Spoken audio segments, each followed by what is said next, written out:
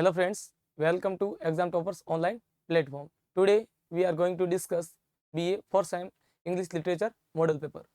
आज अपन जो BA 4 same का जो इंग्लिश का मॉडल पेपर है उसके बारे में बात कर रहे हैं कि किस प्रकार से आपके परीक्षा में प्रश्न आएंगे, कौन से प्रश्न महत्वपूर्ण है, और अपन वन बाय वन पार्टों का पहले शॉर्ट समरी समझेंगे और आप धैर्य के साथ इसको समझोगे। पहले समरी हिंदी को इंग्लिश में लिखा गया है, उसके बाद में हिंदी में लिखा गया, फिर वन बाय वन जो चैप्टर के क्वेश्चन आंसर है उनको लिखा गया है। तो आपके अपन शुरू करते हैं। इसके अंदर आपके पांच यूनिट है, जिसके अंदर चार चैप्टर है। एक है 12th नाइट, एक है कैंडिडा, एक है अंधा युग और एक है ययाति। इन चार अपन जो ड्रामा इनके बारे में डिस्कस करेंगे।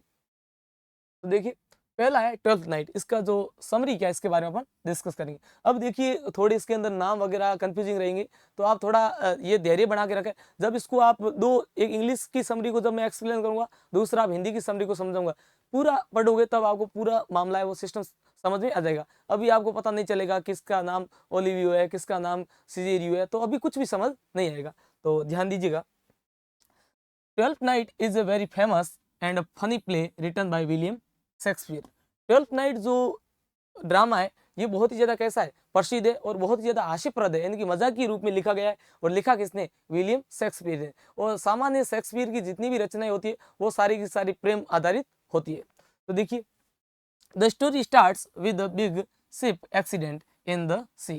यानी कि जो ये कहानी है ये शुरू होती है, कहाँ से होती है? एक जो शिप यानी जहाज के अंदर क्या होती है? एक्सीडेंट। एक जहाज है, उसके अंदर एक एक्सीडेंट होता है और वहां से ये क्या होती है, जो दुर्घटना होती है वहां से कहानी शुरू होती है। A girl name Viola and her twin brother. एक लड़की जिसका नाम क्या है? एक लड़की जिसका नाम है वियोला और उसका भाई ट्विन ब्रदर, यानी कि उसका जो जुड़वा भाई है उसका नाम क्या है? सेबेस्टियन।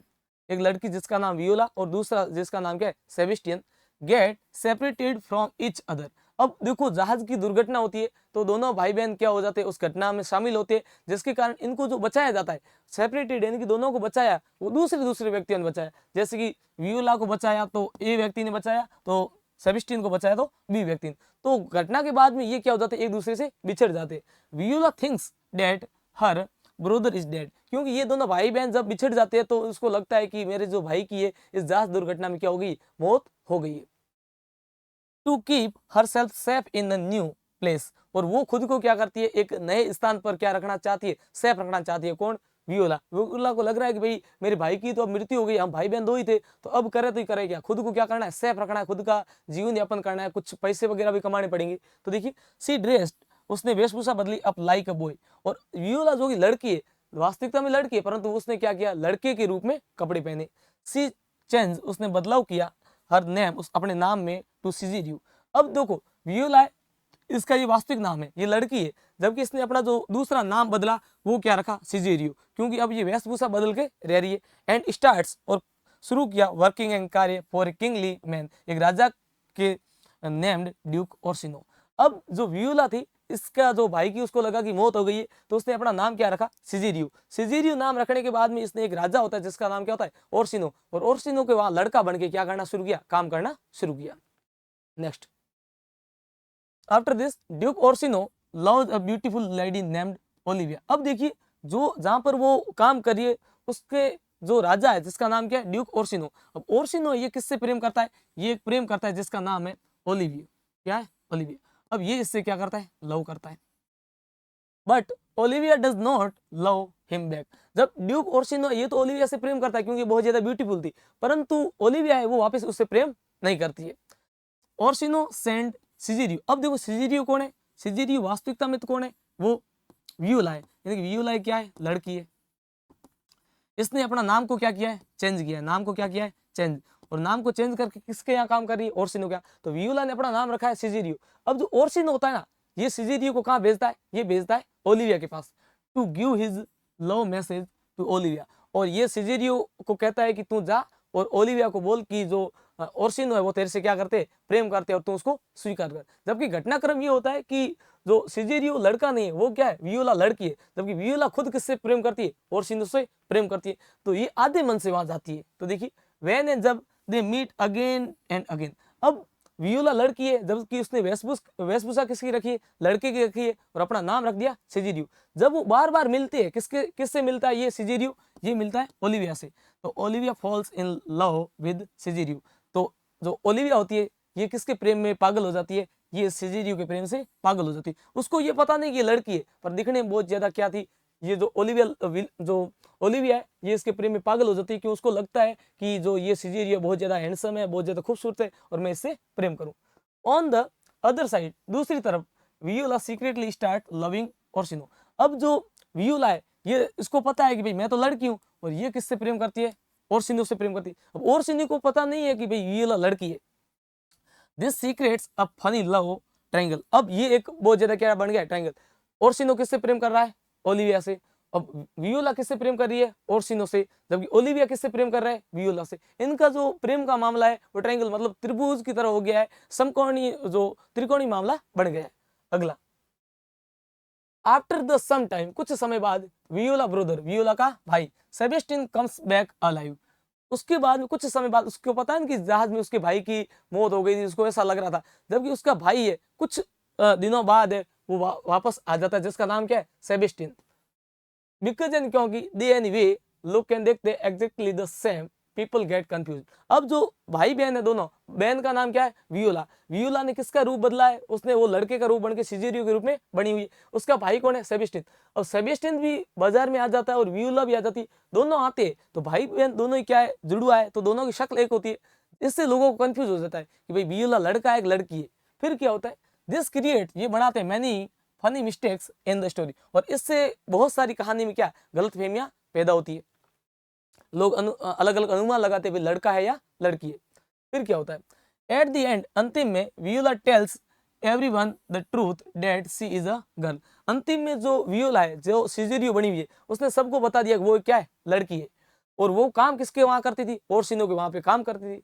ओर्सिनो बिकम्स वेरी हैप्पी, और ओर्सिनो बहुत ज्यादा क्या हो जाता है, मतलब उसको बहुत ज्यादा खुशी हो जाती है to know this and marriage Viola. और उसको बहुत अच्छा लगता है कि वियोला जो मेरे यहाँ पर ओर्सिनो बन के, लड़का बन के काम कर रही थी, वो वास्तविकता में क्या है, लड़की है। और ये उसको, जो ओर्सिनो को बहुत ज्यादा क्या अच्छा लगता है, और वो उससे क्या करता है, शादी करना चाहता है। ऑन द अदर हैंड, दूसरी तरफ, ओलिविया मैरिज, ओलिविया जो शादी करती है वो सेबेस्टियन से करती है। अब देखिए, ओर्सिनो है, ये किससे प्रेम करता था, ये प्रेम करता था अपने ओलिविया से, जबकि इन दोनों की शादी नहीं होती। अब वापस तो ओलिविया थी, ये किससे प्रेम करती थी, ये करती थी वियोला से, जबकि वियोला से भी इसकी शादी नहीं हुई, वियोला क्या थी, लड़की थी। फिर मामला ऐसे बैठता है कि जो ओर्सिनो है ना, ये किससे शादी करता है, ये करता है वियोला से। और जो ओलिविया थी, ये किससे शादी करती है, तो ये करती है सेबेस्टियन से करती है। और सेबेस्टियन कौन है, वियोला का भाई। अब देखिए, इन दिस वे, इस तरह, ऑल प्रॉब्लम्स आर सॉल्व, इस प्रकार सारी जो समस्या होती है उनका समाधान हो जाता है। And the story ends happily, और जो कहानी है वो खुशीपूर्वक क्या हो जाती है, समाप्त हो जाती है। अब इससे जो इसका मेन मैसेज क्या है, इसका संदेश क्या है, इसके बारे में बात करते हैं। देखिए, this play is about love, ये जो नाटक है, ड्रामा है, ये अपन को किसके बारे में बता रहा है, प्रेम के बारे में बता रहा है। ट्रू आइडेंटिफाई, जो सत्य जो पहचान होती है उसके बारे में।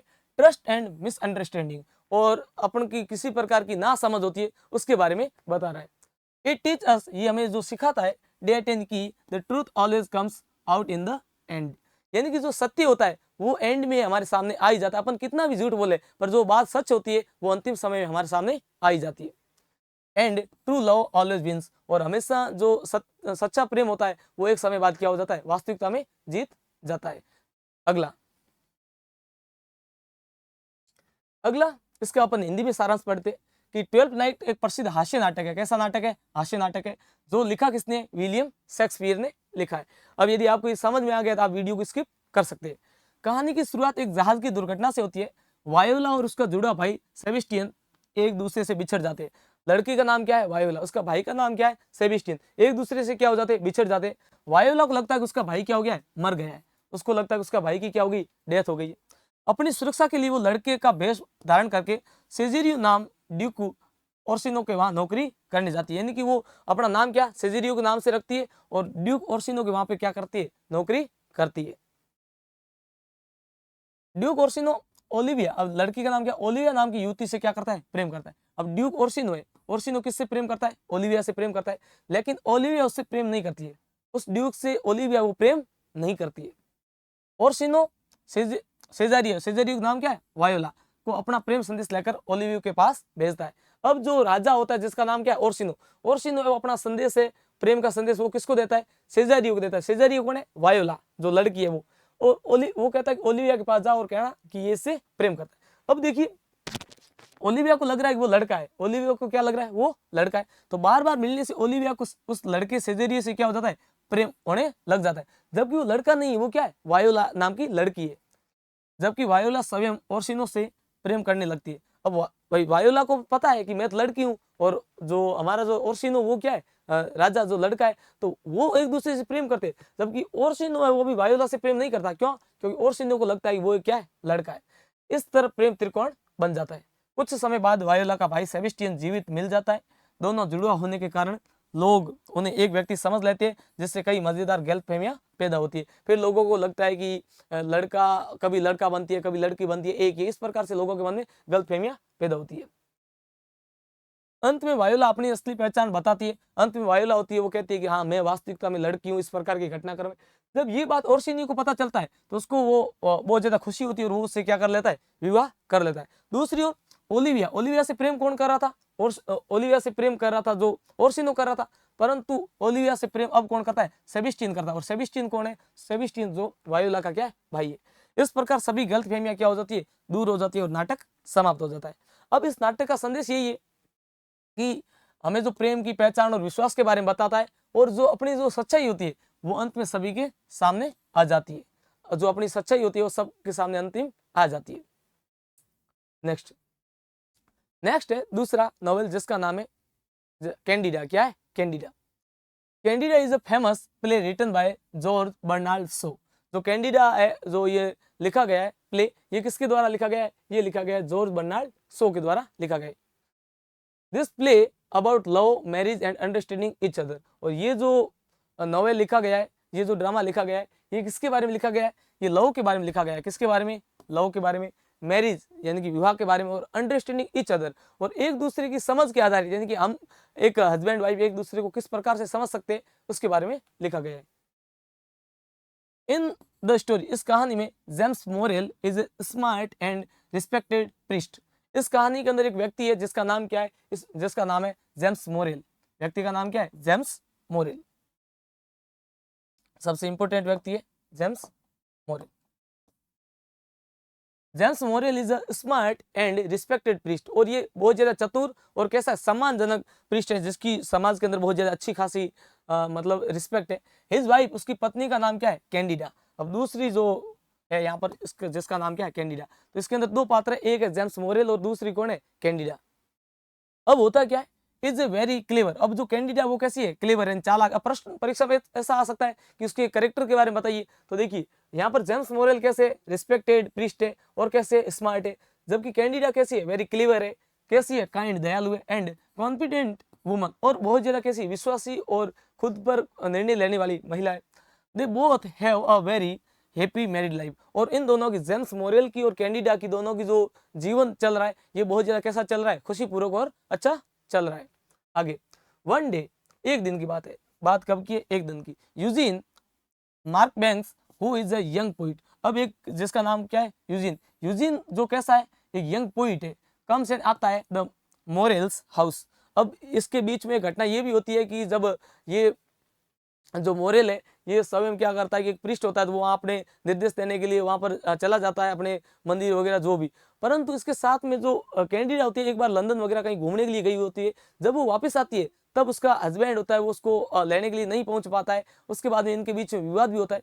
और उस समय वो जब घर वापस आती है लंदन से कैंडिडा, तब वो घर के अंदर बहुत ज्यादा कचरा वगैरह होता है, उसको साफ सफाई करते कौन देखता है, उसको देखता है ये यूजिन। यूजिन देखता है तो वो कहता है कि तू इतनी खूबसूरत है, तू इस जेम्स के साथ में क्या कर रही है, नहीं तेरे को सुखी जीवन नहीं दे पा रहा है, तू यहाँ इसके साथ में जी रही है, तू काम करने के लिए थोड़ी बनी।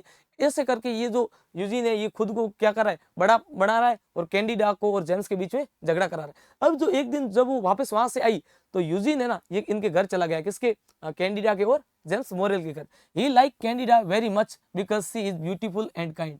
अब जो ये यूजिन है ये बहुत ही ज्यादा प्रेम करता है, किससे करता है, ये प्रेम करता है कैंडिडा से। क्यों, कैंडिडा एक तो दयालु है, इसका स्वभाव कैसा है, दयालु। इसके साथ में जो कैंडिडा है वो बहुत ज्यादा कैसी है, ब्यूटीफुल, यानी कि सुंदर लड़की है। ही फॉल, वो गिर जाता है इन लव विद हर, और वो एक उसके प्रेम में क्या हो जाता है, पागल हो जाता है। कौन होता है, यूजिन। अब देखो बात ये कि कैंडिडा एक है ऑलरेडी वो मैरिड है, किससे, जेम्स मोरेल से, परंतु अब जो कैंडिडा से प्रेम करता है वो कौन करता है? यूजिन। अब अपने इंडिया में ऐसा हो तो उसको मार मार के पीट पीट के पूरा कर दे, परंतु वहां चलता है कल्चर के हिसाब से। आगे ही टेल, वो बताती है कैंडिडा एंड कैंडिडा को, ही टेल्स कैंडिडा को बताता है अबाउट एंड बारे में his love and ask and पूछता है हर एंड उसको live Morel and come with him. अब वो कहता है कि तू इस मोरेल को छोड़ दे, ये तो पुजारी है, मंदिर में जाता है, पूजा करता है या ऐसे ऐसे काम करता है, तू इसके साथ में क्यों रह रही है, तेरे को बहुत ज्यादा काम करवा रहा है, तू इसको छोड़ दे और मेरे साथ में आ जा। Candida listen to both man very carefully. अब जो कैंडिडा होती है वो क्या करती है, एक तो मोरेल की बातें सुनती है और दूसरी यूजिन यानी कि दोनों की बातें सुनती है। इन द एंड, अंतिम में, सी मेक्स हर ओवन चॉइस, और अंत में वो खुद का निर्णय लेती है। कैंडिडा कहती है कि आप दोनों की मैंने पक्षों की बातें सुन ली है, अब वो मैं खुद का निर्णय ले रही हूँ। आगे सी टेल्स देम, वो उनको बताती है डेट एंड की हर हस्बैंड मोरेल, अब जो कैंडिडा का हस्बैंड है जिसका नाम क्या है? मोरेल, लुक्स एंड दिखता है स्ट्रॉन्ग फ्रॉम द आउटसाइड। वो कहते हैं कि मेरा जो हस्बैंड है जिसका नाम मोरेल है, वो बाहर से जो लोगों को दिखता है तो बहुत ही ज्यादा मतलब स्ट्रॉन्ग मजबूत दिखता है, बट लेकिन, अब देखो बट एक कंजक्शन है, जो एक बात पॉजिटिव हो दूसरी बात नेगेटिव हो तो बट आता है। He actually needs her the most. अब हर किसके लिए आया है? जो हर वर्ड आया है वो कैंडिडा के लिए है। वो कह रहे हैं कि मेरी जो जरूरत है वो सबसे ज्यादा किसको है? वो सबसे ज्यादा मोरेल को है, क्योंकि यहाँ पर मोस्ट आया है। मोस्ट एक सुपरलेटिव डिग्री है। कौन सी डिग्री है? Superlative degree. मोस्ट का मतलब बहुत अधिक। देयरफॉर, इसलिए, सी डिसाइड, उसने निर्णय लिया टू स्टे, रहने के लिए विद एंड साथ में हर हस्बैंड। इसलिए वो कहती है, पहले उसने दोनों पक्षों की बातें सुनी, उसके बाद वो निर्णय लेती है कि मैं दोनों के बातें सुन ली हूँ, अब मैं मेरा निर्णय ले रही हूँ कि मेरा हस्बैंड है वो मेरे से बहुत ज्यादा प्रेम करता है। बाहर से भले ही ये मजबूत दिख रहा है, आंतरिक रूप से बहुत ज्यादा कमजोर है, क्योंकि ये मेरे बिना नहीं रह सकता, इसलिए मैं मेरे अपने हस्बैंड के साथ में ही रहूंगी। और यूजिन को वो कहती है मैं तेरे से प्रेम नहीं करती हूँ, मैं तेरे साथ नहीं रह पाऊंगी। Eugene understands that true love is not about forcing someone. अब यूजिन को ये बात समझ में आई कि जो व्यक्ति सच्चा प्रेम करता है तो उसको अपन फोर्स नहीं कर सकते किसी को, क्योंकि यदि वो जो कैंडिडा है वो उससे प्रेम करती है, अपने हस्बैंड मोरेल से प्रेम करती है, तो हम उसको किसी प्रकार का कोई फोर्स नहीं करेंगे, उसके ऊपर दबाव नहीं बढ़ाएंगे। बट लेकिन रिस्पेक्टिंग देयर चॉइसेस, परंतु वो उनकी दोनों की जो बातों का क्या करता है? सम्मान। अब वो यूजिन ने ये दोनों ये प्रेम तो कर रहा है, परंतु अब उनकी बातों का सम्मान कर रहा है। किसकी? कैंडिडा की बातों का। इक्वाइटली, वो शांत तरीके से वॉक चलता है अवे फ्रॉम देयर, और वो वहां से शांतिपूर्वक बिना कोई आवाज के वहां से चल जाता है। अब इसका संदेश क्या है स्टोरी का? तो this play teach us that true love lines on trust, understanding, responsibility and respect.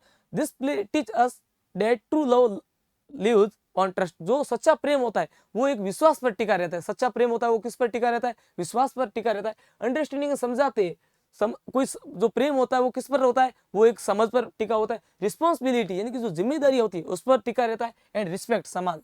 अब सच्चा प्रेम सिर्फ सौंदर्य का प्रेम नहीं है। सच्चा प्रेम तब है जब आप किसी पर विश्वास कर रहे हो, किसी को समझ रहे हो, किसी की जिम्मेदारियां उठा रहे हो और किसी की आप क्या करो? सम्मान कर रहे हो। A good marriage become successful not just by look.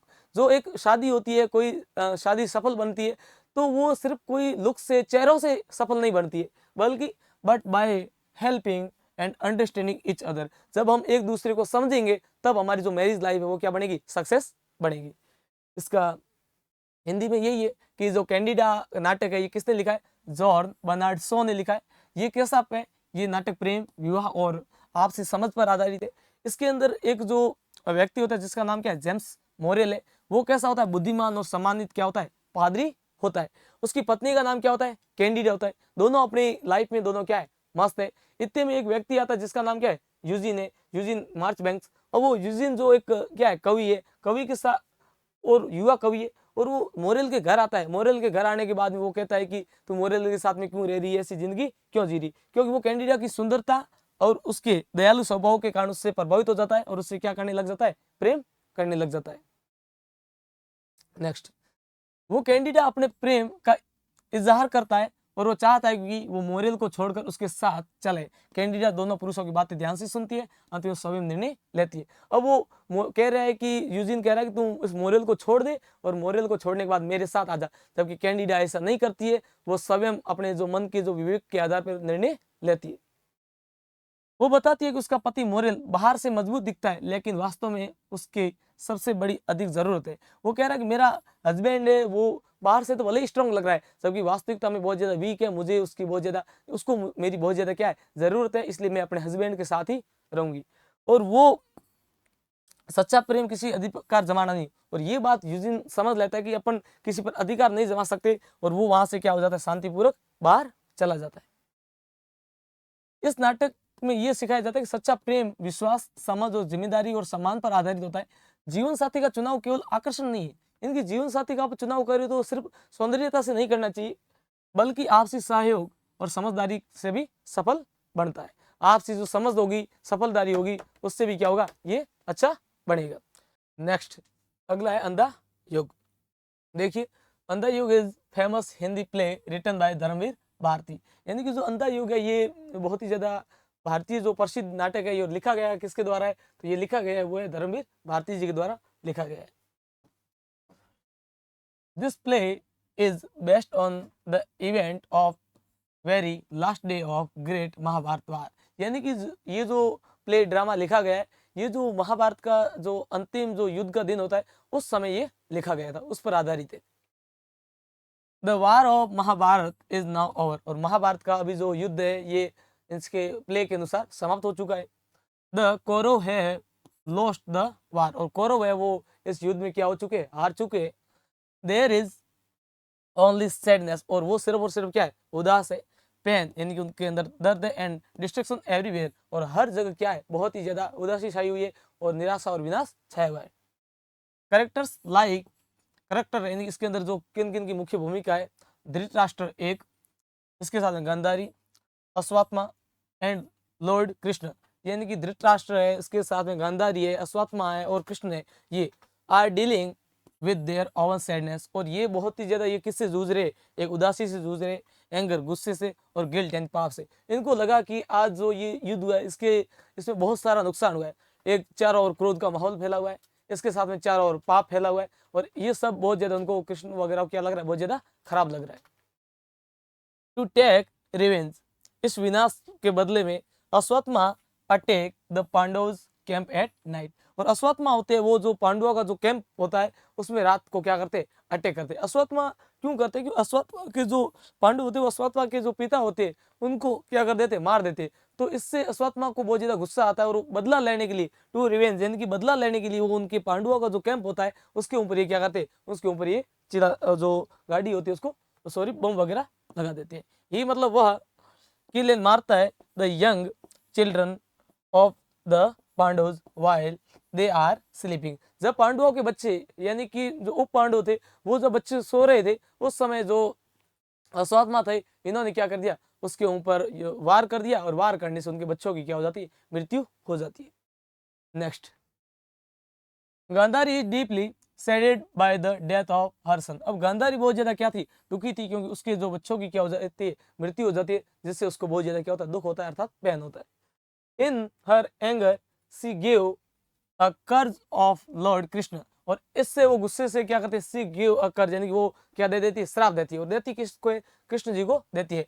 Date यानी कि हिज फैमिली। अब कृष्ण जी की फैमिली कौन थी, तो कृष्ण जी का जो परिवार वो यानी वंश था वो कौन सा था, यदुवंश। तो यानी कि यदुवंश को वो क्या करती है, पूरा का पूरा उनको एक विनाश के बारे में या फिर उनको एक श्राप दे देती है। विल ऑल्सो बी डिस्ट्रॉयड यानी कि आपका जो पूरा का पूरा कुल है इसका क्या हो जाएगा, डिस्ट्रॉयड यानी कि पूरा पूरा विनाश हो जाएगा। आगे, कृष्णा स्टे काम। और कृष्ण जी क्या रहते, शांत रहते।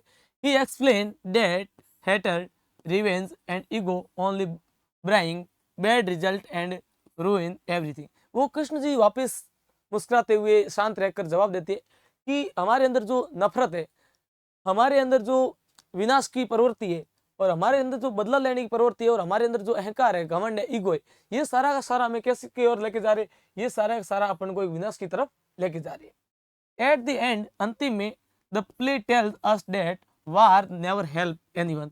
और अंत में हमें जो ये नाटक है, प्ले है, ये हमें यही बताता है कि युद्ध से किसी का भला नहीं होता है। युद्ध है वो अंतिम में कुछ भी अच्छा कार्य नहीं करता है, अर्थात युद्ध से सभी का क्या है, विनाश होगा, सभी को नुकसान होगा। वायलेंस हिंसा, रिवेंज यानी कि बदला, एंड बैड एम्बिशन यानी कि बुरी जो अपनी महत्वाकांक्षाएं होती है, जो अपनी इच्छाएं होती है, एम्बिशन एंड डिस्टर्ड सोसाइटी। और इससे क्या होगा, सोसाइटी का विनाश होगा। यदि हमारे अंदर हिंसा की, हमारे अंदर विनाश की, या हमारे अंदर किसी का बदला लेने की, या हमारे अंदर कोई किसी प्रकार की गलत इच्छा है, तो इससे हमारी जो सोसाइटी है वो क्या होगी, डिस्टर्ब, यानी कि हमारी सोसाइटी है उसका क्या होगा, सोसाइटी पतन की ओर जाएगी। Peace and shanti, truth and the humanity are the only right path. यानी कि शांति बनाए रखना और सत्य बोलना और ह्यूमैनिटी यानी कि मानवता, यही जो एक जो चीज है जिससे कोई ना कोई व्यक्ति है वो सही रास्ते पर चल सकता है आगे। अब इसका इस पार्ट से अपन को अंधा युग से संदेश क्या मिलता है। अंधा युग का मतलब लोग बिना कोई चीजों का परवाह किए हुए एक दूसरे पे वार कर रहे हैं, हिंसा कर रहे हैं, और ये सारी चीजें देश के लिए, राष्ट्र के लिए अच्छी नहीं होती। This play teach us that war and revenge only bring destruction. यानी कि जो बदला होता है और जो युद्ध होता है ये हमेशा विनाश की ओर लेके जाता है। Humanity, forgiveness, peace and good manners can take society forward. यानी कि मानवता, उसके साथ में जो चीजें जो अपन भूल जाते हैं, किसी को अपने साथ में बदलाव ले रहा है, वो अपन उन चीजों को भूल जाए, या फिर शांति और अच्छे अपने जो संस्कार होते हैं वही अपनी जो सोसाइटी होती है, अपना जो समाज होता है उसको आगे लेके जाती है। तो देखिए अंधा युग किसके द्वारा लिखा गया है, धर्मवीर भारती जी के द्वारा लिखा गया है। उन्होंने महाभारत के अंतिम दिन जो 18 दिन था उस समय कौन कौन सी घटनाएं होती है उसके आधारित लिखा है। महाभारत का युद्ध समाप्त हो चुका है, कौरवों की हार हो चुकी है, और चारों ओर विनाश, दुख और निराशा का वातावरण है। यानी कि चारों ओर बहुत ज्यादा उदासी का वातावरण छाया हुआ है। धृतराष्ट्र, गांधारी, अश्वत्थामा, कृष्ण आदि पात्र अपने अपने दुख, क्रोध और अपराबोध से जूझ रहे हैं। यानी कि उनको बहुत ज्यादा किसी कोई सैडनेस फील कर रहा है, तो कोई बहुत ज्यादा गिल्ट फील कर रहा है। इस प्रकार से इनके बारे में बताया गया। अपने पिता द्रोणाचार्य की मृत्यु से क्रोधित होकर अश्वत्थामा बदला लेने के लिए रात में पांडवों के शिविर पर हमला कर देता है और सो रहे वो पांडवों की हत्या कर देता है। अश्वत्थामा, जिनके पिता का नाम क्या है, द्रोणाचार्य, अश्वत्थामा के पिता की जब मृत्यु हो जाती है तो वो क्या करते हैं, अश्वत्थामा को बहुत ज्यादा गुस्सा आता है। वो जो पांडवों के जो बच्चे होते हैं वो सो रहे होते हैं, उनके ऊपर क्या कर देता है, हमला बोल देता है, और उनकी क्या हो जाती है, मृत्यु हो जाती है।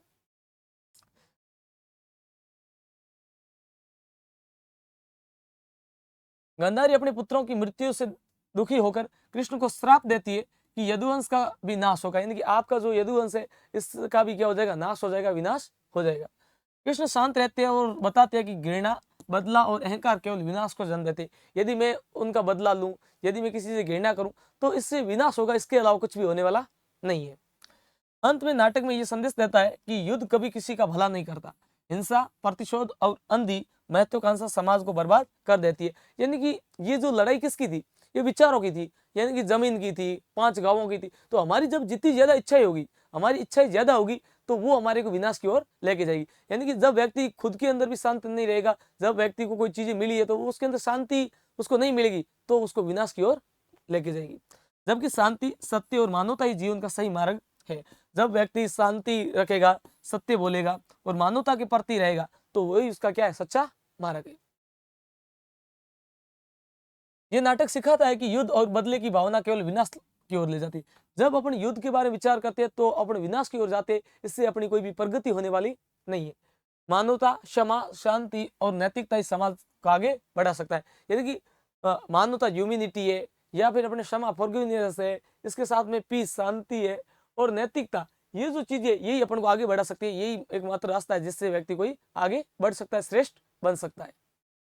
अगला अगला है ययाति। अब इसके बारे में पढ़ते हैं, क्योंकि 3 अपन ने पढ़ लिए प्ले, और चौथा प्ले ये Yayati is a famous play written by Girish Karnad. और ययाति जो लिखा गया है वो किसके द्वारा लिखा गया है, ग्रीस कर्नाल्ड के द्वारा लिखा गया है। बेस्ड ऑन महाभारत, ये भी महाभारत के आधार पे। This play talk about wish, duty, sacrifice and real happiness. ये जो अपन को प्ले है, अपन को किसके बारे में बताता है, विश, यानी व्यक्ति की कामना है, यानी कि व्यक्ति की इच्छाएं होती है, वो बहुत ज्यादा होती है और उसको वो कभी पूरा नहीं कर पाता है, इसके बारे में। ड्यूटी, यानी कि एक व्यक्ति का नैतिक कर्तव्य क्या होना चाहिए, व्यक्ति को जीवन में कितना सेक्रीफाइस अर्थात बलिदान करना चाहिए, और उसकी व्यक्ति की रियल हैप्पीनेस क्या होनी चाहिए, इसके बारे में बताते। ऐसा नहीं कि आज आपके पास में जो चीजें वो पसंद नहीं आए, फिर कल और की इच्छा हो। आप एक उम्र के साथ में आपके क्या कर्तव्य होने चाहिए, कल को आप आपके बड़े बड़े बेटे हो गए, उसके बाद में पोते हो गए, और आप उसी अंदाज में वही सेक्सुअल विजन बना रहे हो या फिर आप गलत तरीके से कोई कार्य करो, ये सारी चीजें अच्छी नहीं होती, इसके बारे में बताया गया है ययाति में। तो देखिए किंग ययाति मैरिज देवयानी। अब जो किंग ययाति होते हैं इनकी जो शादी होती है वो किसके साथ होती है? देवयानी से होती है। और देवयानी होती है वो डॉटर ऑफ शुक्राचार्य, और जो देवयानी होती है किसकी बेटी होती है? शुक्राचार्य की बेटी होती है। देवयानी हेल्पर, अब जो देवयानी की जो नौकर होती है या फिर उसके साथ में जो काम करने वाली होती है प्रिंसेस, उसका नाम क्या होता है? उसका नाम होता है Sharmishtha. Also live with them. अब जो शर्मिष्ठा होती है वो भी किसके साथ में रहती है? तो वो रहती है देवयानी और इनके साथ में रहती है। सो देन जल्दी Yayati and Sharmishtha fall in love. अब देखिए जो हकीकत में तो ययाति की शादी किसके साथ में हो रखी है? देवयानी के साथ हो रखी है। देवयानी के और ययाति के घर के अंदर एक काम करी लड़की जिसका नाम क्या है? शर्मिष्ठा। अब शर्मिष्ठा से प्रेम कौन कर लेता है? ययाति खुद इससे क्या कर लेता है? प्रेम करता है। अब ये जब प्रेम होता है और प्रेम के बाद में हैव चिल्ड्रन, और उससे उनका क्या करते हैं? सेक्सुअल रिलेशन बनाते हैं, और सेक्सुअल रिलेशन से उनका क्या हो जाता है? बच्चा हो जाता है। When Devyani find out she is heart broken. जब देवयानी को ये बातें पता चलती है कि मेरे यहाँ पर काम करने वाली लड़की से मेरे हस्बैंड ने संबंध बनाए और उससे उसके बच्चा तक हो गया, तब उसको बहुत ज्यादा क्या लगता है? खराब लगता है। Shukracharya get very angry and curse Yayati with sudden old age. अब देखिए ये जो देवयानी होती है ये सारी बातें किसको बता देती है? अपने पिता शुक्राचार्य को बता देती है कि भाई मैं होते हुए भी वो दूसरे लोगों के साथ में, दूसरी लड़कियों के साथ में अवैध संबंध बना रही है, इस प्रकार से उनके बच्चा तक हो गया है। तो ये सारी चीजें उसके पापा को, शुक्राचार्य को बहुत ज्यादा क्या लगती है? खराब लगती है, और वो उनको एक श्राप देते हैं, और श्राप में वो कहती है कि आप है वो जिंदगी में क्या हो जाओगे? बहुत ही जल्दी क्या हो जाओगे? बुढ़ी हो जाओगे। अब देखिए बुढ़ा होने से क्या होगा? वो बहुत ज्यादा बुढ़ा हो गया। अब बुढ़ा होने से इससे होगा क्या? जब वो ययाति है वो बहुत ज्यादा बुढ़ा हो जाएगा। बुढ़ा होने से उसकी जो अंदर जो सेक्स करने की जो पावर है वो क्या हो जाएगी? कम हो जाएगी। और सेक्स करने की जब पावर कम हो जाएगी तो उसके बाद में वो क्या सेक्स नहीं कर पाएगा। तो इसको वो श्राप दिया, क्योंकि ययाति था वो सेक्स करने के लिए बहुत ज्यादा उत्तेजित था। तो उसके जो उसकी देवयानी थी उसके पापा ने उसको क्या दे दिया था? उसको एक श्राप दे दिया था कि आप बहुत जल्दी क्या हो जाओगे? बुढ़े हो जाओगे। हाउएवर, यानी फिर भी इसे वो कहता है Yayati can be young again. अब उसने कहा कि ययाति है वो दोबारा भी जवान हो सकता है इफ एन यदि वन ऑफ हिज सन, उसके कोई बेटों में से एक्सचेंज इन बदलता है हिज एन उसकी यूथ एंड जवानी फॉर ययातिज ओल्ड एज। अब उसने कहा था कि एक शर्त ये है कि यदि आपके बेटों में से कोई भी एक बेटा आपकी जो बुढ़ी उम्र है वो खुद ले ले और उसकी जो जवान उम्र आपको देता है, तो आपके अंदर वही वापस जो पुरानी जो अंदर जो कोई भी कार्य करने की इच्छा वगैरह थी तो वो वापस आपके अंदर जिंदा हो जाएगी, क्योंकि एक उम्र के बाद में वो सारी इच्छाएं क्या हो जाती है? खत्म हो जाती है। Next, only his youngest son, यानी कि उनका सबसे छोटा पुत्र वो Puru agree to give his youth out of duty and respect. वो अपने कर्तव्य का पालन करते हुए, अपने पापा के सम्मान करते हुए उन्होंने अपने पिताजी क्या कर दिया? सबसे छोटे बेटे ने अपनी उम्र दे दी। Yayati becomes young again and enjoy worldly pleasure for many years. और ययाति वापस जवान हो गए, और जवान होने के बाद में उन्होंने वापस वही अपना जो प्रेम वगैरह करना लोगों के साथ में, और किस प्रकार से उसने जो अपने वापस जो सेक्सुअल रिलेशन थे वो लोगों के साथ में बढ़ाए। अब सेक्सुअल रिलेशन बढ़ाने से क्या होगा? तो उसको वो कहता है कि मुझे इस प्रकार से जो कार्य करने से आत्मसंतुष्टि मिलती है। But soon Yayati realize that human desire never end. और अब अंत में ययाति को वास्तविकता में पता चल गया कि इंसान की जो इच्छाएं होती है वो कभी पूरी नहीं होती है। The more you satisfy them the more they grow. अब जो चीजें आपको मिलती जाएगी तो वैसे वैसे आपकी इच्छा है वो क्या हो जाएगी? तीव्र हो जाएगी, बढ़ती जाएगी। He returns the youth to Puru. अब वो वापस किसके पास? अपने सबसे जवान बेटे पुरु के पास जाते हैं। एक्सेप्ट स्वीकार करते हैं एंड उसकी ओल्ड एज, जो अपनी पुरानी उम्र को वापस स्वीकार करते हैं। एंड चूज करते हैं, चयन करते हैं the path of sacrifice and wisdom. और वो सेक्रीफाइस यानी कि बलिदान के रास्ते पे चलते हैं। चीजों को जो उसको जो हर चीज की चाह थी उसको वो बलिदान करने की चाह रखते हैं, और विजडम यानी कि वो बुद्धिमानी बनना चाहते हैं। नेक्स्ट, अब इससे अपन को संदेश क्या मिलता है? सीधा प्रश्न आता है मेन मैसेज का। तो this play teach us that enjoying too many worldly pleasure never give us true satisfaction. यानी कि हम जितना ज्यादा आनंद लेंगे चीजों का, इससे अपन को वास्तविक आनंद नहीं मिलेगा। यानी कि बहुत सारे अपन इस मतलब जो गलत संबंध बनाएंगे, इससे अपन को जो आनंद मिल रहा है वो कोई वास्तविक आनंद नहीं होता है। लेकिन real happiness lies in self control, और वास्तविक खुशी वो है कि अपन खुद पर नियंत्रण कितना रखते, डूइंग योर ड्यूटी, अपन अपना कर्तव्य कितना निभाते, सेक्रीफाइस अर्थात बलिदान कितना करते, एंड ट्रू नॉलेज, और हमारे पास वास्तविक ज्ञान कितना है, यही हकीकत क्या है, यही वास्तविकता में हमारी जो जिंदगी है। एंजॉय का मतलब सिर्फ और सिर्फ गलत संबंध बनाना नहीं है। एंजॉय का मतलब है कि आपको वास्तव में आपकी खुशी क्या है, आप खुद पर आपका कंट्रोल कितना है, कितना नियंत्रण है, कितना आपकी जो आप कर्तव्य का पालन कर रहे हो नहीं करो, ये सारा सारा क्या है, अपनी रियल ड्यूटी अपन को निभानी चाहिए। नेक्स्ट, ययाति गिरीश कर्नाड द्वारा लिखा गया एक नाटक है। ये इच्छा, कर्तव्य और त्याग के जीवन पर वास्तविक सुख पर आधारित है कि व्यक्ति की इच्छा होती है बहुत सारी, व्यक्ति के कर्तव्य होते हैं कि व्यक्ति को इच्छाओं को मारकर अपने कर्तव्य का पालन करना चाहिए, और व्यक्ति को बहुत सारी चीजों का क्या करना चाहिए, त्याग करना चाहिए। राजा ययाति का विवाह देवयानी से होता है। किससे होता है? देवयानी से। जबकि वो अपनी दासी यानी कि उसके नौकर किसी शर्मिष्ठा से के साथ में वो क्या करते रहते, और उसके बीच में दोनों क्या बना देते, संबंध बनाते। कौन बनाते? एक तो ययाति बनाता है। ययाति किसके साथ संबंध बनाता है? शर्मिष्ठा के साथ। देवयानी जब दुखी होकर पिता शुक्राचार्य को बताती है तो वे क्रोधित होकर ययाति को बुढ़ापे का श्राप देते हैं। ये बात अपन ने पढ़ी कि ययाति को श्राप देते उसके ससुर, वो कहती है कि तू बुढ़ा ही रहेगा क्योंकि अब तेरे अंदर जो प्रेम की जो इच्छा है वो समाप्त हो जाएगी। शुक्राचार्य कहते हैं कि यदि कोई पुत्र अपनी युवावस्था ययाति को दे दे तो वो फिर से युवा हो सकता है। यानी कि शुक्राचार्य अंत में ये भी उसको सॉल्यूशन बताया कि आपके पुत्रों में से कोई पुत्र आपको यदि उम्र दे दे अपनी, तो आप वापस क्या हो सकते हो, जवान हो सकते हो। उनके सभी पुत्रों में से सभी ने मना कर दिया, परंतु जो सबसे जो छोटा बच्चा था बेटा जिसका नाम है पुरु, उसने अपनी जो युवा अवस्था थी वो अपने पिता को क्या कर देता है, दे देता है, और युवा होकर कई वर्षों तक भोग विलास करता है। यानी कि उसके पिता यानी कि ययाति है वो वापस जो जवान हो जाता है, और जवान होने के बाद में बहुत सारे वो क्या करता है, भोग विलास वगैरह करता रहता है। अंत में जब उसे अनुभव होता है कि मनुष्य की इच्छाएं कभी समाप्त नहीं होती है, यानी कि मनुष्य की इच्छाएं वो कभी समाप्त होने वाली नहीं है, और जितनी अपन काम इच्छाएं पूरी करेंगे उतनी ज्यादा बढ़ती जाएगी, तो वो अपने पुरु को क्या करता है, उसकी युवा अवस्था होती है वो वापस लौटा देता है। स्वयं बुढ़ापा स्वीकार करता है और त्याग वो आत्मज्ञान का मार्ग चुनता है। वो कहता है कि जिंदगी में बहुत सारी चीजों का त्याग करना हमारे लिए बहुत ज्यादा जरूरी है। ये नाटक सिखाता है कि भोग विलास से कभी सच्ची संतुष्टि नहीं मिलती। जीवन का वास्तविक सुख संयम, कर्तव्य और त्याग आत्मज्ञान है। इनकी भोग करोगे अपन किसी से गलत संबंध बनेगी, ये कोई वास्तविक खुशी नहीं है। वास्तविक खुशी क्या है? वास्तविक खुशी का मतलब है आपका वास्तविक जीवन सुख क्या है, संयम, यानी कि आप संयम बना के रखो। कर्तव्य, आपका जो कर्तव्य है उसका पालन करो। आप चीजों का त्याग करना सीखो। हर एक चीज अपने पास आई, हर एक चीज की इच्छा मत रखो। और आत्मज्ञान, खुद को ज्ञान कितना है, ये अपने लिए बहुत ज्यादा क्या है, बेहद जरूरी है। नेक्स्ट, अब आपके लिए जो आ जाता है, आपके पार्टों की अपन ने समरी समझी, और उसके बाद में आपका मॉडल पेपर आ जाता है। तो देखिए, सबसे पहले पार्ट ए है, जो आपके प्रत्येक प्रश्न 2 अंक का है, 10 प्रश्न आएंगे और आपके 20 मार्क्स।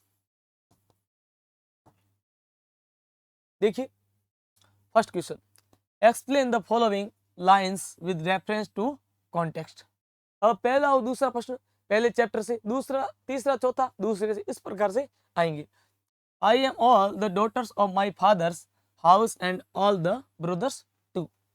ये कौन से पार्ट का है? तो ये फर्स्ट चैप्टर का। फर्स्ट चैप्टर का नाम क्या है? तो फर्स्ट चैप्टर है, उसके अंदर वो बताते हैं कि I am all the daughters of my father house and all the brothers too. जब क्या होता है कि अपन पढ़ते हैं कि उसका भाई है वो जहाज के अंदर फंस जाता है, उसके बाद में वो अकेली बचती है, तो वो कहती है कि मेरे पापा के आप लड़का मानो या लड़की मानो, अब मैं अकेली ही रही हूँ। तो इसका अपन व्याख्या पढ़ते। These lines are taken from 12th night. ये जो लाइनें ली गई है कहाँ से ली गई है? 12th नाइट से ली गई है, रिटन बाय विलियम शेक्सपियर। और ये जो लिखा गया है नोवेल या प्ले, किसके द्वारा लिखा गया है? विलियम शेक्सपियर जी के द्वारा लिखा गया है।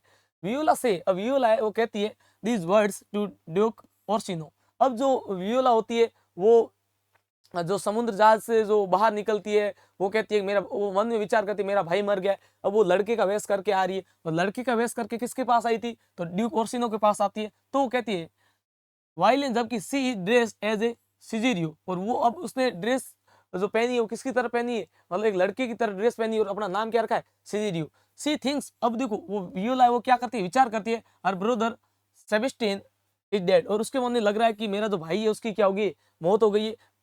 She means that now she is the only child of her father family। अब उसको लग रहा है कि मेरे भाई की डेथ हो गई, और हम भाई बहन 2 थे, भाई की डेथ हो गई, इसका मतलब मेरे परिवार में अकेली बची हूँ। These lines show her sadness and the hidden identity, यानी कि ये जो लाइन है उसकी जो मन का जो दुख है उसको बताती है और उसके अंदर जो अपनी पहचान उसको वो क्या करी छुपा के रख रही है। वो कह रही है कि यदि आप लड़का मानो लड़की मानो, मैं मेरे पिता की अब एक ही संतान रही हूँ। तो देखिए ये पंक्तियां विलियम शेक्सपियर के नाटक ट्वेल्थ नाइट से ली गई है। वायोला के ये शब्द ड्यूक ओर्सिनो से कहती है जब वो सेजिरियो के वेश में होती है। अब उसने वेश किसका पहन लिया है? सेजिरियो, लड़का बन गई है। उसे लगता है कि उसका भाई जो सेबेस्टियन मर चुका है, इसलिए वो कहती है कि अब वही अपने पिता के घर की सबसे घर की बेटी है और बेटा भी यही है। ये पंक्तियां उसके दुख और छिपी हुई पहचान को दर्शाती है, यानी कि उसका जो दुख है उसके बारे में बताती है। वो कहती है कि अब मेरे पापा की फैमिली में यदि आप लड़का मानो या लड़की मानो, मैं अकेली ही बच्ची हूँ। और वो अपनी पहचान को भी क्या करती है? छुपा लेती है। और भाई का नाम क्या होता है? सेबेस्टियन होता है। नेक्स्ट क्वेश्चन है explain the following lines with reference to the context. God made you what, भगवान ने आपको क्या बनाया? I call scot as he made me what you call a fool. अब इसमें कहते हैं कि भगवान ने मुझे क्या बनाया है? भगवान ने मुझे जो भी बनाया, पर आप मुझे मूर्ख कहते हो। पर अब मैं भी आपको कुछ कह सकता हूं क्योंकि भगवान ने भी आपको कुछ बनाया। अर्थात उनके कहने का मतलब है सब कुछ जो बनाया है वो भगवान ने बनाया है। अब क्या है इसकी अपन व्याख्या पढ़ते हैं। These lines are taken from Twelfth Night by William Shakespeare. Hastings says these words to Malvolio. अब ये जो इसके अंदर कुछ हिडन कैरेक्टर्स भी है उनके बारे में। तो इसके अंदर एक फेस्टे होता है। वो फेस्टे किसको कहता है? वो कहता है मेलवोलियो को कहता है। Feste says that God made every person different. अब फेस्टे होता है वो मेलवोलियो क्या कहते हैं कि भगवान ने हर एक व्यक्ति को क्या बनाया है? डिफरेंट, अर्थात अलग बनाया है। मेलवोलियो कॉल हिम अ फूल। और मेलवोलियो है ना, वो इस फेस्टे को क्या कहता है? फूल कहता है। मेलवोलियो है ये इस फेस्टे को क्या कहता है? ये इसको कहता है फूल। क्या कहता है? फूल। But Feste say that Malvolio also has fault. जबकि वो जो फेस्टे को तो मेलवोलियो फूल कह रहा है, जबकि फेस्टे कह रहा है कि आप है ना मुझे ये फूल कह के क्या कर रहे हो? बहुत बड़े फॉल्ट अर्थात मिस्टेक अर्थात गलती कर रहे हो। These lines teach us not be to be proud. अर्थात हमें किसी भी चीज का घमंड नहीं करना चाहिए। अर्थात वो कह रहा है कि सब कुछ जो अपन को बनाया है वो भगवान ने बनाया है। भगवान ने हर एक व्यक्ति को अलग बनाया है, अर्थात हमें किसी भी चीज पर घमंड नहीं करना चाहिए। तो देखिए ये पंक्तियां ट्वेल्थ नाइट नाटक से ली गई है। इसमें फेस्टे मॉलवोलियो से कहता है, फेस्टे कहता है कि भगवान ने हर व्यक्ति को अलग अलग बनाया है। यदि मॉलवोलियो से मूर्ख कहता है, अब वो कह रहा है कि फेस्टे को मॉलवोलियो क्या कह रहा है? मूर्ख कह रहा है, तो स्वयं भी दोषों से भरा हुआ है, तो उसके खुद के अंदर भी क्या है? फॉल्ट है। वो कह रहा है कि फेस्टे कह रहा है मॉलवोलियो को, यदि आप मुझे गलत कह रहे हो इसका मतलब मैं तो गलत हूं, तो मुझे भगवान ने बनाया और आपको भी भगवान ने बनाया, तो मैं मूर्ख हूं, इसका मतलब आप भी मूर्ख हो, आपके अंदर भी कमियां हैं, गलतियां हैं। ये पंक्तियां अहंकार न करने की शिक्षा देती है। ये पंक्तियां हमें बताती है कि हमें जिंदगी में कभी अहंकार अर्थात घमंड नहीं करना चाहिए। नेक्स्ट अगला है कैंडिडा वाले पार्ट से। How does Candida see her marriage, यानी कि कैंडिडा अपने विवाह को किस प्रकार से देखती है? कैंडिडा की जो वैवाहिक जीवन स्थिति है उसके बारे में क्या विचार है? तो देखिए कैंडिडा देखती है her marriage as a relationship of love. Candida अपने जो विवाह को है वो रिलेशनशिप ऑफ लव अर्थात प्रेम का जो बंधन होता है उसकी तरह देखती है, ट्रस्ट विश्वास के तौर पर देखती है और केयर एंड ख्याल के तौर पर।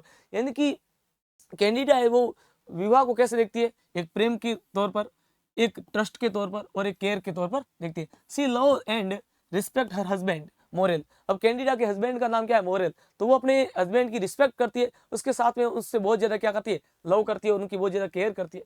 सी बिलीव, वो विश्वास करती है that a happy marriage need understanding. अब वो अपने मन में ख्याल रखती है, वो कहती है, वो विश्वास इस बात में विश्वास करती है यदि किसी व्यक्ति को अपने जीवन यापन अपना वैवाहिक जीवन अच्छे से चलाना है तो आपको क्या करना होगा? अंडरस्टैंडिंग, यानी एक दूसरे को समझना होगा।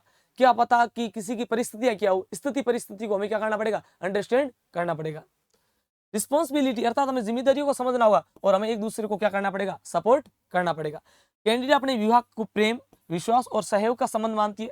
वो अपने पति मोरेल से प्रेम करती है और उसका सम्मान करती है। उसके अनुसार सफल विवाह के लिए समझ जिम्मेदारी और एक दूसरे के साथ आवश्यक है। यानी कि हमें सफल या सक्सेसफुल मैरिज लाइफ चाहिए तो हमें एक दूसरे की रिस्पेक्ट करनी पड़ेगी, एक दूसरे की रिस्पॉन्सिबिलिटी है उसको अंडरस्टैंड करना पड़ेगा और एक दूसरे की केयर करनी पड़ेगी, तब हमारा जो वैवाहिक जीवन है वो हमारा क्या होगा? अच्छे से चल पाएगा। नेक्स्ट क्वेश्चन है how does Viola come to Orsino court. अब वियोला होती है, वियोला कौन, जो उस जहाज में गिर जाती है वगैरह, तो ये वियोला जो वियोला होती है ये किस प्रकार से उस ओर्सिनो जो वो किंग है उसके जो कोर्ट में अर्थात दरबार में पहुंचती है। तो वायोला ओर्सिनो के दरबार में किस प्रकार से पहुंचती है, वायोला नहीं वियोला है। After a shipwreck Viola wear boys cloth and the change her name Cesario. अब उसने क्या कर दिया, उनकी जो शिप यानी कि जहाज का क्या हो जाता है, जहाज का उनकी दुर्घटना होती है, एक्सीडेंट होता है, उसके बाद में वो क्या करते हैं, वियर एंड पहनती है किसके कपड़े, बोए के कपड़े पहनती है, और कपड़े पहनने के बाद अपने नाम को क्या कर देती है, सिजोरिया सिजेरियो कर देती है। She goes to Duke ओर्सिनो court, और वो कहाँ जाती है, वो जाती है ओर्सिनो के कोर्ट में जाती है। स्टार्ट एंड शुरू करती है वर्किंग फॉर हिम, और वो कहती है कि मैं, जो ओर्सिनो होता है उसको कहता है कि मैं आपके लिए यहाँ क्या करूंगी, काम करूंगी, यानी काम करूंगा। वो लड़का बन के वहां जाती है और अपने नाम को क्या कर देती है, नाम को कर देती है सिजोरियो, और अपने नाम हकीकत में क्या होता है, वियोला होता है। वियोला है वायोला वही। ओर्सिनो ट्रस्ट, ओर्सिनो विश्वास करता है हर एंड उस पर, and make her his messenger, और वो अपना क्या बनाता है, संदेशवाहक बनाता है। अर्थात देखो वो जो ओर्सिनो होता है वो एक लड़की से प्रेम करता है, तो फिर वो एक दूसरे के बीच में संदेशवाहक की तरह कार्य करती है। जहाज दुर्घटना के बाद वायोला लड़के का वेश धारण करके अपने नाम से सेजोरियो रखती है।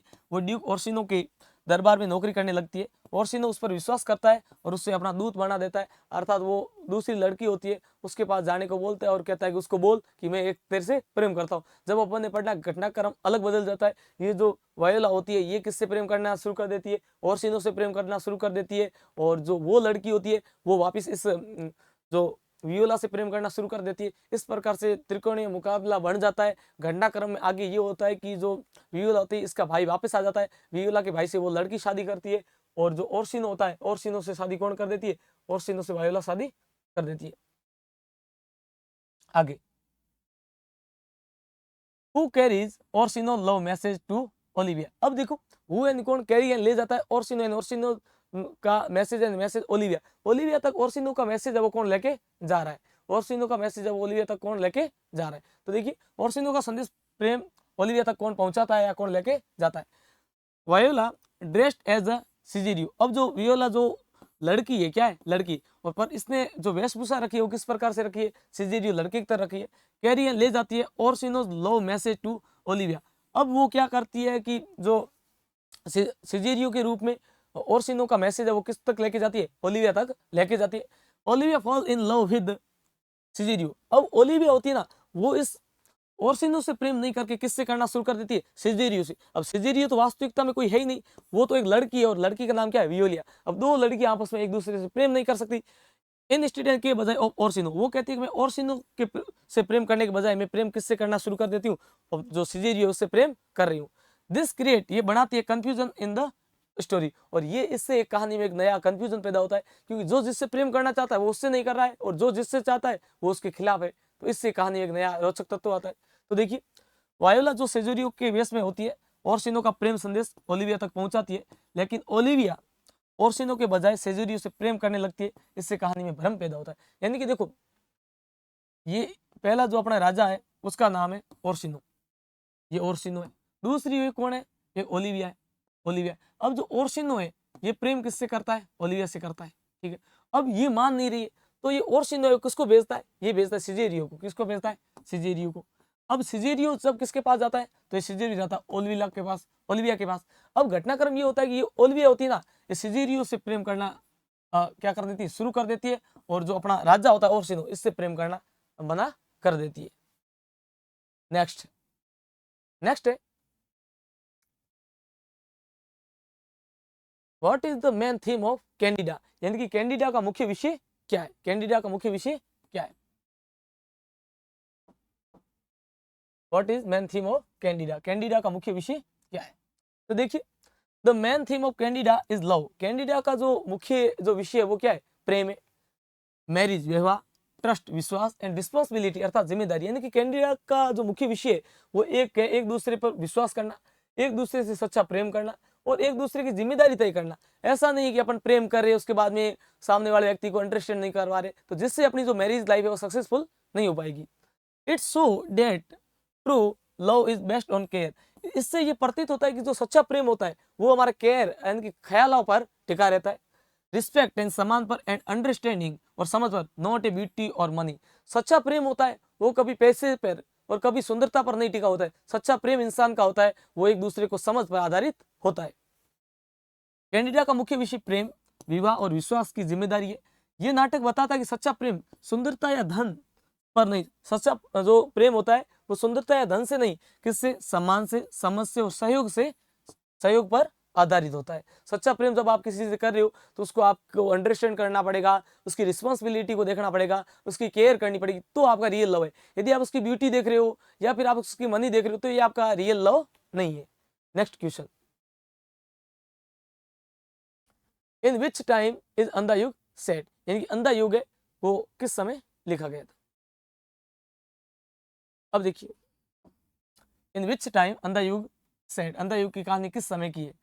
Andha Yug is set after the Mahabharata war. Andha Yug जो लिखा गया है ये महाभारत के युद्ध के बाद में लिखा गया, अर्थात महाभारत का जो 18वां दिन था, जिस दिन अंतिम दिन युद्ध हो रहा था, उस समय ये लिखा गया है। और इसमें बहुत ज्यादा क्या हो जाता है, विनाश वगैरह हो जाता है। द वार इज ओवर, वार समाप्त होगा। एंड देयर इज डेथ, वहां पर बहुत ज्यादा लोगों की क्या हो रही थी, लाशें बिछी हुई थी, बहुत ज्यादा लोग मर चुके थे। पेन, दर्द था। And the destruction of everywhere, और हर जगह क्या था, जो डिस्ट्रक्शन यानी कि बहुत ज्यादा विनाश वगैरह फैला हुआ था। The play show the result of war, और इससे जो अपना ये नाटक है, ये ड्रामा है, ये अपना शो करता है कि किसी भी वार के अंदर कितना नुकसान होता है, किसी भी वार से किसी व्यक्ति का भला नहीं होता है, उसके बारे में बताया गया है। अंधा युग कहानी का महाभारत युद्ध के समाप्त होने के बाद के बारे में बताया। इससे चारों ओर मृत्यु, दुख और विनाश का वातावरण है। और ये नाटक युद्ध के बुरे परिणामों को दिखाता है, यानी कि युद्ध से कौन कौन से अपन को नुकसान होते हैं उसके बारे में बताया है। नेक्स्ट,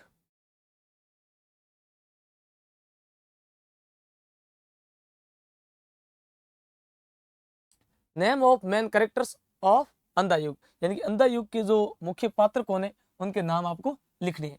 तो देखिए, द मेन कैरेक्टर्स ऑफ अंधा युग आर, अब पहला कौन है, धृतराष्ट्र। कौन है, धृतराष्ट्र। उसके साथ में कौन है, गांधारी। कौन है, गांधारी। उसके साथ में कौन है, लॉर्ड कृष्ण। उसके साथ में अश्वत्थामा। उसके साथ में संजय। एंड उसके साथ में कौन है, युधिष्ठिर। ये जो व्यक्ति है ये सारे के सारे कौन है, ये अंधा युग के प्रमुख जो करेक्टर है या उनका प्रमुख पात्र है। These characters make the story meaningful, और इनसे अपन को एक पूर्ण रूप से जो अपनी ये कहानी है, नाटक है, प्ले, अपन को क्या होता है, समझ में आता है।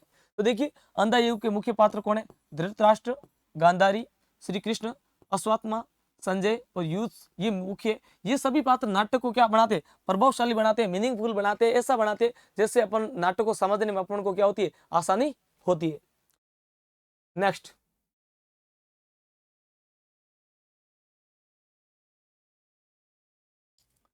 अगला है, why does Yayati become old before time.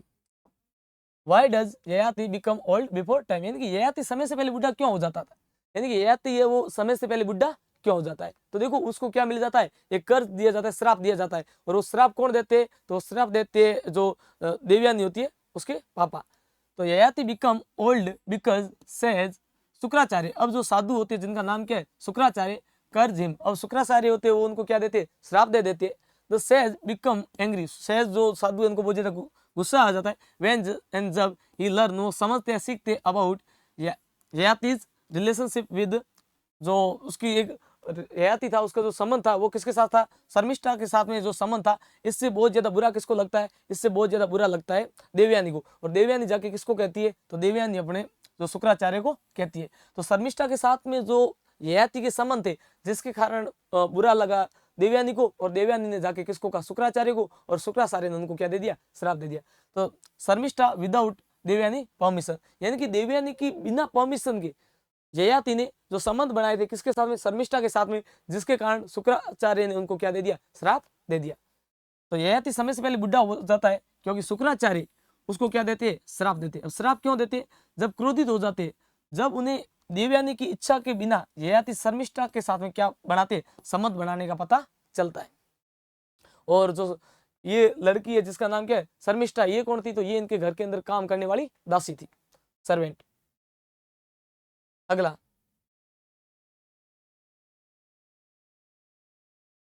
Yayati जो स्टोरी है इसके बारे में अगला है, what does the story Yayati teach us, यानी कि ययाति जो कहानी है ये हमें क्या सिखाती है, हमें क्या कराती है। तो देखिए ययाति कहानी हमें क्या शिक्षा देती है। This story of Yayati teach that human desire never end, यानी कि जो मानवीय जो इच्छाएं होती है वो कभी भी समाप्त नहीं होती। यानी इस कहानी से यही है, क्योंकि ययाति ने पहले अपनी वाइफ के साथ संबंध बनाए, उसके साथ में फिर उसके बाद में अपनी दासी के साथ में संबंध बनाए। इसका मतलब इंसान की जो इच्छाएं होती है वो कभी समाप्त नहीं होती है। A person can not gate true happiness from worldly pleasure, यानी कि जो एक व्यक्ति होता है वो भोग विलास चाहे कितना भी कर ले, जैसे उसको वास्तविक जो खुशी है वो नहीं मिलेगी। Real happiness comes from self control, जो वास्तविक खुशी होती है वो व्यक्ति का स्वयं के नियंत्रण, ड्यूटी, अपने कर्तव्य और अपने जो सेक्रीफाइस है, अपना बलिदान है, उससे उसको वास्तविक खुशी मिलेगी। ययाति की कहानी सिखाती है कि मनुष्य की इच्छाएं कभी समाप्त नहीं होती, यानी कि इंसान की जो इच्छाएं है वो कभी समाप्त होती नहीं, वो हमेशा होप करता रहता है। केवल भोग विलास से सच्चा सुख नहीं है, यानी आपने गलत रिलेशन बना दिया, इससे आपको कभी भी जो वो सुख नहीं मिलेगा। वास्तविक सुख संयम, कर्तव्य और त्याग में, और वास्तविक सुख यही है कि आप अपने कर्तव्य पर अडिग रहे और इसके साथ में क्या करते रहे, त्याग, हमेशा सेक्रीफाइस करते रहे। अगली है अपने पार्ट बी। अब पार्ट ए के अंदर जो प्रश्न आए थे वो कितने प्रश्न थे, वो प्रश्न आपके 10 प्रश्न थे और 2 अंक के थे और 20 अंक था। अब ये जो अगला है टेक्स्ट, ये आपको इसके क्या करना है, इसमें आपको करना है रेफरेंस टू कॉन्टेक्स्ट, अर्थात आपको सप्रसंग व्याख्याएं लिखनी है। अब देखिए, O time thou must untangle this not I, O time thou must untangle this not I, ये समय इस उलझन से तुम ही सुलझाओ। अब देखिए ये बात किस समय की है, जब वो जहाज से बाहर आती है लड़की और अपने परिचय के बारे में वो करती है, परिचय लोगों को गलत देती है कि मैं लड़की नहीं हूँ कि लड़का हूँ। उसके बाद में वो किसी राजा के वहां पे काम करती है, तो वो कह रही है कि ओ time thou must untangle this not आई, यानी कि ये मैं इस समय बहुत ज्यादा, समय को कह रही है, टाइम को कह रही है कि टाइम ही वो मुझे क्या कर सकता है, बचा सकता है, और मैं इस समय बहुत ज्यादा बुरी स्थिति में हूँ। इट इज टू हार्ड, ये बहुत ज्यादा क्या है, कठिन है। A not for me untie, और मेरे लिए ये जो गांठ है, लोगों के मन में एक जो धारणा है, मैं अब एक समय बाद किस प्रकार से लोगों को बताऊंगी कि मैं लड़की हूँ या लड़का हूँ, और ये गांठ खोलना मेरे लिए क्या है, बहुत ज्यादा मुश्किल है। इसलिए आप मुझे इस समय से, इस परिस्थितियों से क्या करिए, बचाइए। और ये किसको कह रही है, टाइम को कह रही है। अब कैसे, क्योंकि उसकी समस्या ये हो जाती है कि वो राजा से, लड़की है पर लड़के का वेश कर लिया, उसको पता है वो राजा है तो वो राजा से प्रेम करती है, जबकि राजा जिस लड़की से प्रेम करता है वो लड़की उससे नहीं करती है, जबकि राजा जिस लड़की से प्रेम करता है वो उल्टा इससे प्रेम करती है। तो इससे ये मामला बहुत ज्यादा क्या हो जाता है, फंस जाता है। तो ये इसमें क्या लिखा गया है, reference, these lines are taken from the play twelfth night written by William Shakespeare, ये जो पंक्तियां हैं विलियम शेक्सपियर के जो नाटक है ट्वेल्थ नाइट से ली गई है। अब देखिए इसका कॉन्टेक्स्ट यानी प्रसंग क्या है। Viola say these words after Olivia falls in love with Cesario. अब देखिए लड़की कौन थी, वियोला। वियोला एक लड़की थी जो उस जहाज से बाहर आई थी। अब वियोला जो होती है वो वियोला किसके वहां काम करती है, ओर्सिनियो के वहां, किसके, ओर्सिनो के वहां पे काम करती है। वियोला को प्रेम किससे हो गया, वियोला को प्रेम हो गया ओर्सिनो से प्रेम हुआ। उसके बाद में दिक्कत ये हो जाती है कि वो क्या करती है, अपना नाम रख देती है सिजेरियो, नाम क्या रख देती है, सिजेरियो। अब वो उसका संदेश राजा का नाम क्या है, ओर्सिनो। ओर्सिनो का संदेश लेके किसके पास जाती है, ओल्वियो के पास। परंतु ओल्वियो वापस वो किससे प्रेम करता है, इस सिजेरियो से प्रेम करता है। तो वियोला इज वरीड, वियोला वो ज्यादा क्या है, चिंतित है, बिकॉज इन, क्योंकि सी इज रियली अ गर्ल, क्योंकि जो वियोला है ये वास्तव में क्या है, गर्ल है, जबकि ये बनी हुई क्या है, बॉय बनी हुई है। बॉय का नाम क्या है, सिजेरियो, girl and loves Duke Orsino. अब ओलिविया वो है, वो सिजेरियो कह रही है मैं तेरे से प्रेम कर रही हूँ, जबकि बात ये है कि लड़की लड़की आपस में प्रेम नहीं कर सकती। दूसरी बात ये भी है कि जो वियोला है वो प्रेम किससे करिए, ओर्सिनो से प्रेम करिए। She can not solve this problem, और ये वो जो इस समस्या का समाधान नहीं कर सकती। वायोला ये शब्द तब कहती है जब ओलिविया सेजुरियो यानी कि वायोला से क्या करता है, प्रेम करता है। और उसके बाद में वो लड़की होती है जो वियोला, वो किससे, ओर्सिनो से प्रेम करती है। अब ये अपनी पहचान को क्या कर नहीं कर सकती, बता नहीं सकती, इसलिए वो ज्यादा क्या है, परेशान है। अगला, अब इसका एक्सप्लेनेशन, व्याख्या। Viola says that only one time can solve this difficult problem, यानी वायोला कहती है कि एक समय पर इस समस्या का क्या हो जाएगा, समाधान हो जाएगा। She can not tell anyone the truth because she is living as a Cesario. अब वो ये जो चीजें एक समय बाद समाधान हो जाएगा, सब कुछ सभी के सामने आ जाएगा, पर वो अभी इस समय ये जो बातें है सभी को नहीं बता सकती, क्योंकि अभी वो क्या है, अभी वो एक लड़के के वेश में है, जबकि वास्तविकता में क्या है, लड़की है। सी हो, वो उम्मीद करती है डेट एंड की one day everything will become normal, एक समय बाद वो सब कुछ है वो समय के साथ में क्या हो जाएगा, सामान्य हो जाएगा। दीज लाइन्स शो कंफ्यूजन, ये जो लाइन है अपन को क्या करती है, कंफ्यूजन करती है, उलझन में रखती है। पेशेंस यानी कि अपन को धैर्य के बारे में, और होप यानी उम्मीद के बारे में बताती है कि एक समय बाद जो चीजें सत्य है वो सत्य सभी के सामने आ जाएगा। तो इसमें यही बताया गया कि वायोला कहती है कि इस कठिन समय में उसका समाधान केवल समय ही कर सकता है, और वो अपनी असली पहचान किसी को बता नहीं सकती। वो क्या करती है, धैर्य रखती है, आशा रखती है, और वो कहती है एक दिन सब क्या हो जाएगा, ठीक हो जाएगा। और ये जो अपन उलझन, धैर्य और आशा को दर्शाती है। नेक्स्ट, अगला टेक्स्ट। अब देखो इसके अंदर आपके कुल 4 टेक्स्ट है, आपको 4 में से कितने करनी है, कोई 2 करनी है। तो देखिए, व्हाट इज लव, प्रेम क्या है, इज नॉट हेयर आफ्टर, प्रेम क्या है, प्रेम कोई भविष्य नहीं है। ये कह रहा है कि what is love, is not here after, यानी कि प्रेम क्या है, प्रेम कोई भविष्य नहीं है। ऐसा नहीं कि अभी जो प्रेम है अभी नहीं करते हैं, बाद में भविष्य में करेंगे ना। आज अपन जिंदा है, कल अपन हो या ना हो इसका अपन कुछ भी कह नहीं सकते।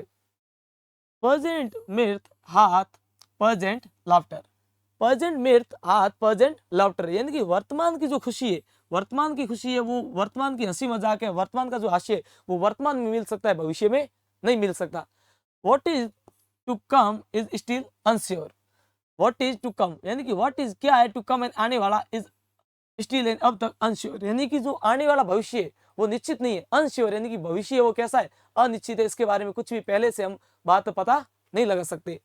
In delay there lies no plenty, और इसलिए अपने पास में ये जो समय है, in delay there is lies no plenty, और इस समय को हमें गंवाना नहीं चाहिए। इसमें क्या है कि what is love is not here after, यानी कि जो प्रेम है, प्रेम भविष्य की बात नहीं है, प्रेम भविष्य की बात नहीं है, प्रेम अभी की बात है। वर्तमान में जो कोई व्यक्ति आपसे मिल रहा है तो उससे आप प्रेम कीजिए। प्रेजेंट मिर्थ हाथ प्रेजेंट लाफ्टर, वर्तमान की खुशी अभी मिल सकती है, वर्तमान की खुशी भविष्य में नहीं मिल सकती। What is to come is still unsure, भविष्य अनिश्चित है, इसलिए in delay there lies no plenty, इसलिए समय को व्यर्थ गंवाना नहीं चाहिए। तो देखिए reference, these lines are taken from Twelfth Night by William Shakespeare, ये भी उसी से ली गई है। अब इसका context, Feste sings this song before duke Orsino, अब देखो ड्यूक ओर्सिनो है, उससे पहले जो फेस्टी होता है ये क्या करता है, गाना गाता है। और इससे पहले अपन ने पढ़ा था फेस्टे के बारे में। फेस्टे कहता है कि यदि आपको लग रहा है कि मैं बुरा हूँ या फिर मैं मूर्ख हूँ, इसका मतलब मेरे से ज्यादा आप मूर्ख है। क्यों? क्योंकि हर एक व्यक्ति को भगवान ने बनाया है, और हर एक व्यक्ति क्या है, डिफरेंट है, अर्थात सबसे अलग है। मेरे अंदर यदि कमियां है, इसका मतलब आपके अंदर भी क्या है, कमियां है। तो ये जो फेस्टे गाना गाता है ये कहता है कि वर्तमान जो प्रेम का आनंद है वो आप अभी लीजिए, भविष्य में आप नहीं ले सकता, क्योंकि भविष्य कोई निश्चित नहीं है। The song tell people to enjoy the present because the future is uncertain, यानी कि ये जो अपन को सॉन्ग है, ये गाना है, ये कहता है कि व्यक्ति को जो एंजॉय है वो वर्तमान में लेना चाहिए, भविष्य के बारे में इंतजार नहीं करना चाहिए, क्योंकि भविष्य वो क्या है, अनिश्चित है, इसका कोई भी निश्चित बात नहीं है। इसी में यही कहते हैं, इसके अंदर जो ड्यूक ओर्सिनो के सामने गीत गाता है, अब देखो जो ड्यूक ओर्सिनो उसके सामने फेस्ट गीत गाता है, उसके आने से पहले ये गीत वर्तमान में जीने का और जीवन का आनंद लेने का संदेश देता है। अगला explanation, the song teaches that people should not wait too much for the future, यानी कि लोगों को बहुत ज्यादा भविष्य के लिए इंतजार नहीं करना चाहिए, लोगों को फ्यूचर के लिए बहुत ज्यादा इंतजार नहीं करना चाहिए कि एक समय बाद, आज का यूथ को आप देख सकते हो कि एक व्यक्ति 30 साल की एज में शादी करता है, उसके बाद में उसके 34 साल की एज में आप मान सकते हो कि बच्चे होते हैं।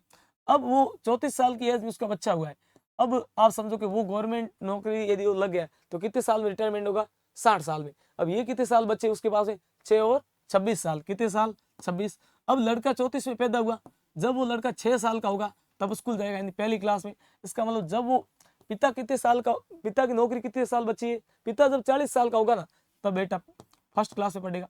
अब जब ये लड़का 12वीं पास करेगा 12 साल लगेंगे, यानी कि इसके अंदर आप 12 काट लो, पीछे कितने बच्चे, 38, अब सॉरी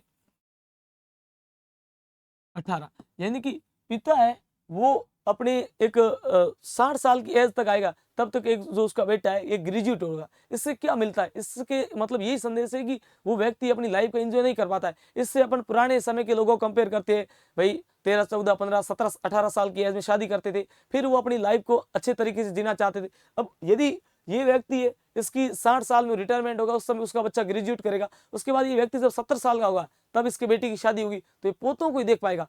नहीं तो पुराने हमारे यूथ को, अपन पुराने जो अपने बुजुर्गों को देखते हैं तो अपने बेटा, पोता, परपोता, परपोते के परपोता इतना देखते हैं। क्यों? वो एक समय के साथ में चलते हैं। तो ये कहते हैं कि जो प्रेम है, ऐसा नहीं है कि प्रेम के अंदर अपन वेट करें, प्रेम के अंदर अपन को जो वर्तमान है इसके अंदर जीकर प्रेम करना चाहिए। अगला, happiness should be enjoyed in the present. जो खुशी है वो अभी वर्तमान में होनी चाहिए। वर्तमान की जो खुशी है वो सबसे महत्वपूर्ण है। Nobody knows what will happen tomorrow, यानी कोई भी व्यक्ति नहीं जानता कि भविष्य में क्या होगा। सो इसलिए we should value today's love and joy, और इसलिए हमें आज के प्रेम की और आज के आनंद के बारे में पता होना चाहिए, और इसकी अपन को वैल्यू, इसकी जो क्या कीमत है उसके बारे में पता होना चाहिए।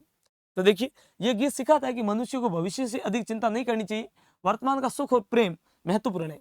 भविष्य किसी ने नहीं देखा, इसलिए आज के समय का सही उपयोग करना चाहिए। अपन को फ्यूचर के लिए वेट नहीं करना चाहिए, आज का जो अपना टाइम है उसके लिए अपन को हैप्पीनेस के साथ में एंजॉय करना चाहिए। Next,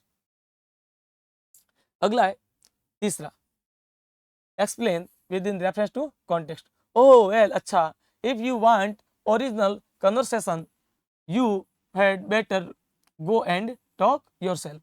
oh well, if you want original conversation, यानी कि या यदि आप वास्तविकता में नई बातें करना चाहते हो, यदि आप वास्तविकता में नई बातें करना चाहते हो, यदि वास्तविकता में आप नई बातें सुनना चाहते हो, you had better go and talk yourself, तो आप खुद से शुरुआत करो। अब देखिए, जैसे कि एक कहानी पहले किसी ने बोल दी व्यक्ति ने, उस कहानी पर तर्क वितर्क करना या उसकी जैसी बोलना आसान है, जबकि नई कहानी बनाना क्या है, टफ। तो इसमें ये यही कह रहा है कि यदि तुम्हें बिल्कुल नई बातें सुननी है तो शुरुआत आप स्वयं से करो, आप खुद से क्या करो, शुरुआत। आप जब खुद एक नई बात बढ़ाओ, आज तक ऐसी कोई बात जो पहले नहीं हुई है वैसी आप बात करो, अर्थात खुद से शुरुआत करना सबसे क्या है, कठिन है।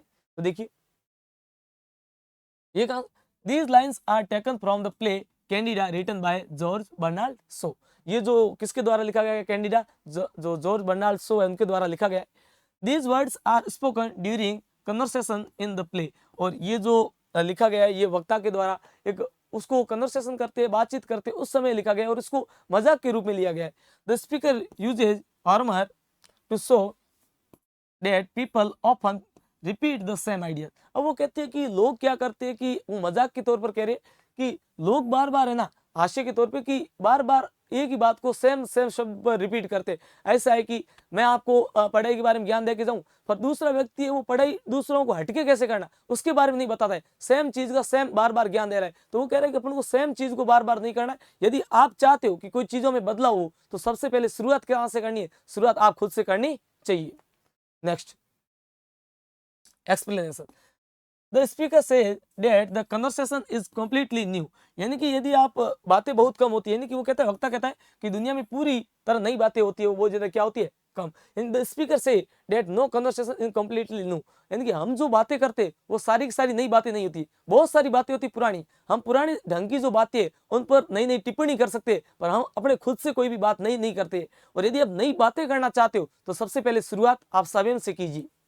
आगे, every person share ideas that already exist, यानी कि हर एक व्यक्ति नए नए विचार देता है, हर एक व्यक्ति आइडिया देता है, पर वो आइडिया पहले से एग्जिस्ट, यानी कि पहले से आ रखे होते, किसी ना किसी व्यक्ति ने वो आइडिया बता दी। अर्थात कोई भी व्यक्ति नए विचार अपने नए व्यक्त नहीं कर पाता है, और यदि वो विचार नए व्यक्त करता है तो ये बहुत क्या है, अच्छी बात है।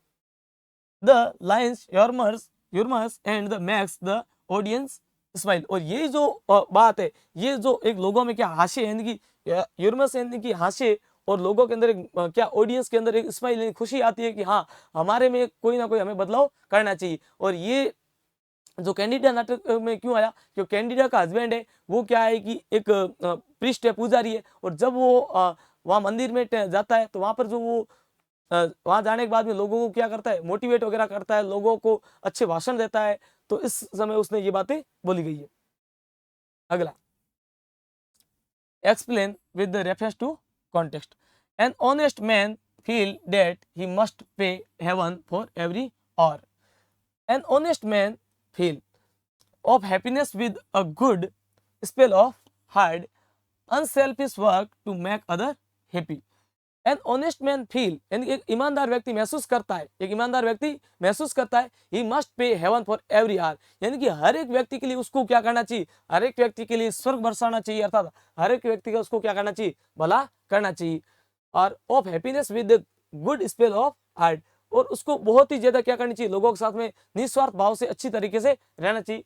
अनसेल्फिश वर्क, और बिना किसी खुद के भाव के उसको लोगों की मदद करनी चाहिए। मेक अदर हैप्पी, और जिससे दूसरे लोगों क्या हो, खुशी। इसका कहने का मतलब है एक व्यक्ति, जो कुछ ऐसे भी व्यक्ति होते हैं, जो ईमानदार व्यक्ति होता है, वो खुद का भला नहीं चाहकर निस्वार्थ रूप से दूसरे लोगों का क्या करता है, भला चाहता है।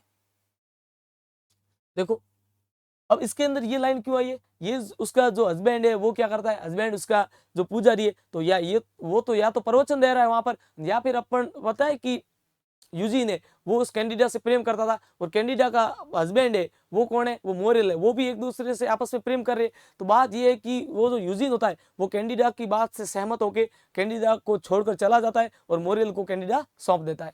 तो देखो These lines are taken from Candida written by George Bernard Shaw, और ये लाइन लिखी गई है वो किसके द्वारा लिखी गई, जॉर्ज बर्नार्ड शो के द्वारा लिखी गई है। These words are spoken by Reverend James Morell, ये जो लाइनें बोली गई किसके द्वारा बोली गई, जेम्स मोरेल के द्वारा बोली गई। He believed that people should work honesty and help other, और इसमें कहा गया है कि जब लोग है वो ऑनेस्टली ईमानदारी से काम करेंगे तो दूसरे लोगों की क्या हो जाएगी, मदद होती है, और दूसरे लोगों की मदद करनी चाहिए। अब देखिए moral says that true happiness comes from hard work, जो वास्तविकता में अपने चेहरे पे जो स्माइल आती है या अपन को जो खुशी मिलती है वो कड़ी मेहनत से मिलती है। जब आप दिन भर काम करते हो उसके बावजूद आपको भले कम फल मिले तो आपको लगता है कि आज का दिन हमने व्यर्थ नहीं गया। यदि आप जैसे 2 घंटे हमेशा पढ़ाई करते हो तो भी आपको लगेगा कि आपने पढ़ाई की, और एक दिन आपने बिल्कुल भी नहीं की ना तो आपको लगेगा कि आज बिल्कुल भी नहीं की। तो जब आप मेहनत करोगे, परिश्रम करोगे, तो उस दिन आपको मन स्वतः ही खुशी महसूस होगी। एंड सर्विस, और यदि आप हार्ड वर्क करोगे या हार्ड सर्विस करोगे तो इससे आपको ऑटोमेटिक क्या हैप्पीनेस यानी खुशी मिलेगी। A good person should not live only for himself, यानी एक अच्छा व्यक्ति है वो खुद के लिए नहीं जीता। एक अच्छा व्यक्ति खुद का कभी स्वार्थ नहीं देखता। एक भला व्यक्ति हमेशा दूसरे व्यक्तियों की ओर सोचता रहता है। He should help others without expecting any reward, और जो भला व्यक्ति होता है, एक ऑनेस्ट व्यक्ति होता है, वो क्या करता है कि हमेशा दूसरे लोगों का, एक ऑनेस्ट पर्सन होता है वो हमेशा दूसरे लोगों के बारे में क्या करता है, मतलब भला सोचता है, और वो बिना किसी एक्सपेक्टिंग, बिना किसी उम्मीद के और बिना किसी रिवार्ड के वो लोगों का भला करता है। तो देखिए मोरल का मानना है कि सच्चा सुख मेहनत और निस्वार्थ सेवा से मिलता है। एक अच्छा इंसान केवल अपने लिए नहीं जीता बल्कि दूसरों की भलाई के लिए भी काम करता है। यही इस पंक्ति का मुख्य संदेश है। अगला क्वेश्चन है, what is the main conflict in the Candida explain, यानी कि कैंडिडा के अंदर जो मुख्य संघर्ष क्या है उसको आपको समझाना है। कैंडिडा में जो मुख्य संघर्ष है उसके बारे में बात करनी है। हाँ तो देखिए अब इसकी जो क्या समस्या थी, introduction. Candida is a famous play written by George Bernard Shaw, जो कैंडिडा है ये जो किसके द्वारा लिखा गया है, तो जॉर्ज बर्नार्ड शो के द्वारा लिखा गया है। द मेन कॉन्फ्लिक्ट, यानी कि जो मुख्य समस्या है of the play is about love and choice. अब कैंडिडा में ये सबसे बड़ी समस्या एक हो जाती है प्रेम की, और उसके साथ में एक होती है चॉइस, यानी कि उसकी चयन की। वो किस प्रकार से एक दूसरे दोनों में से किससे प्रेम करे और किसका चयन करे। Candida has to choose between her husband Morell and the young poet Eugene Marchbanks, यानी कि अब कैंडिडा के पास में 2 जने हैं। एक तो उसका जो हस्बैंड है जिसका नाम क्या है, उसका नाम है अपने मोरेल, और दूसरे जो उसके सामने एक यूजीन नाम का लड़का है। दोनों, अब यूजीन है वो एक पोइट है और इसका जो हस्बैंड है वो क्या है, प्रीस्ट है। तो दोनों में से एक को वो चूज करना है, वो किस प्रकार से चूज करती है, और उसके सामने ये सबसे बड़ी कॉन्फ्लिक्ट एक प्रॉब्लम आ जाती है, और उसका वो समस्या का समाधान किस प्रकार से करती है। तो देखिए मोरेल लव्स कैंडिडा। अब मोरेल है वो किससे प्रेम करता है, कैंडिडा से प्रेम करता है। Morel is a good man and a famous preacher, यानी कि वो बहुत ही एक प्रसिद्ध पुजारी है या पादरी है। ही लव, जो प्रेम करता है कैंडिडा वेरी मच, और वो कैंडिडा से बहुत ज्यादा क्या करता है, प्रेम करता है। ही बिलीव्स, वो विश्वास करता है that his wife will always stay with him, यानी कि अब उसको जो विश्वास है, किसको, मोरेल को विश्वास है कि उसकी पत्नी है वो हमेशा उसके साथ में रहेगी।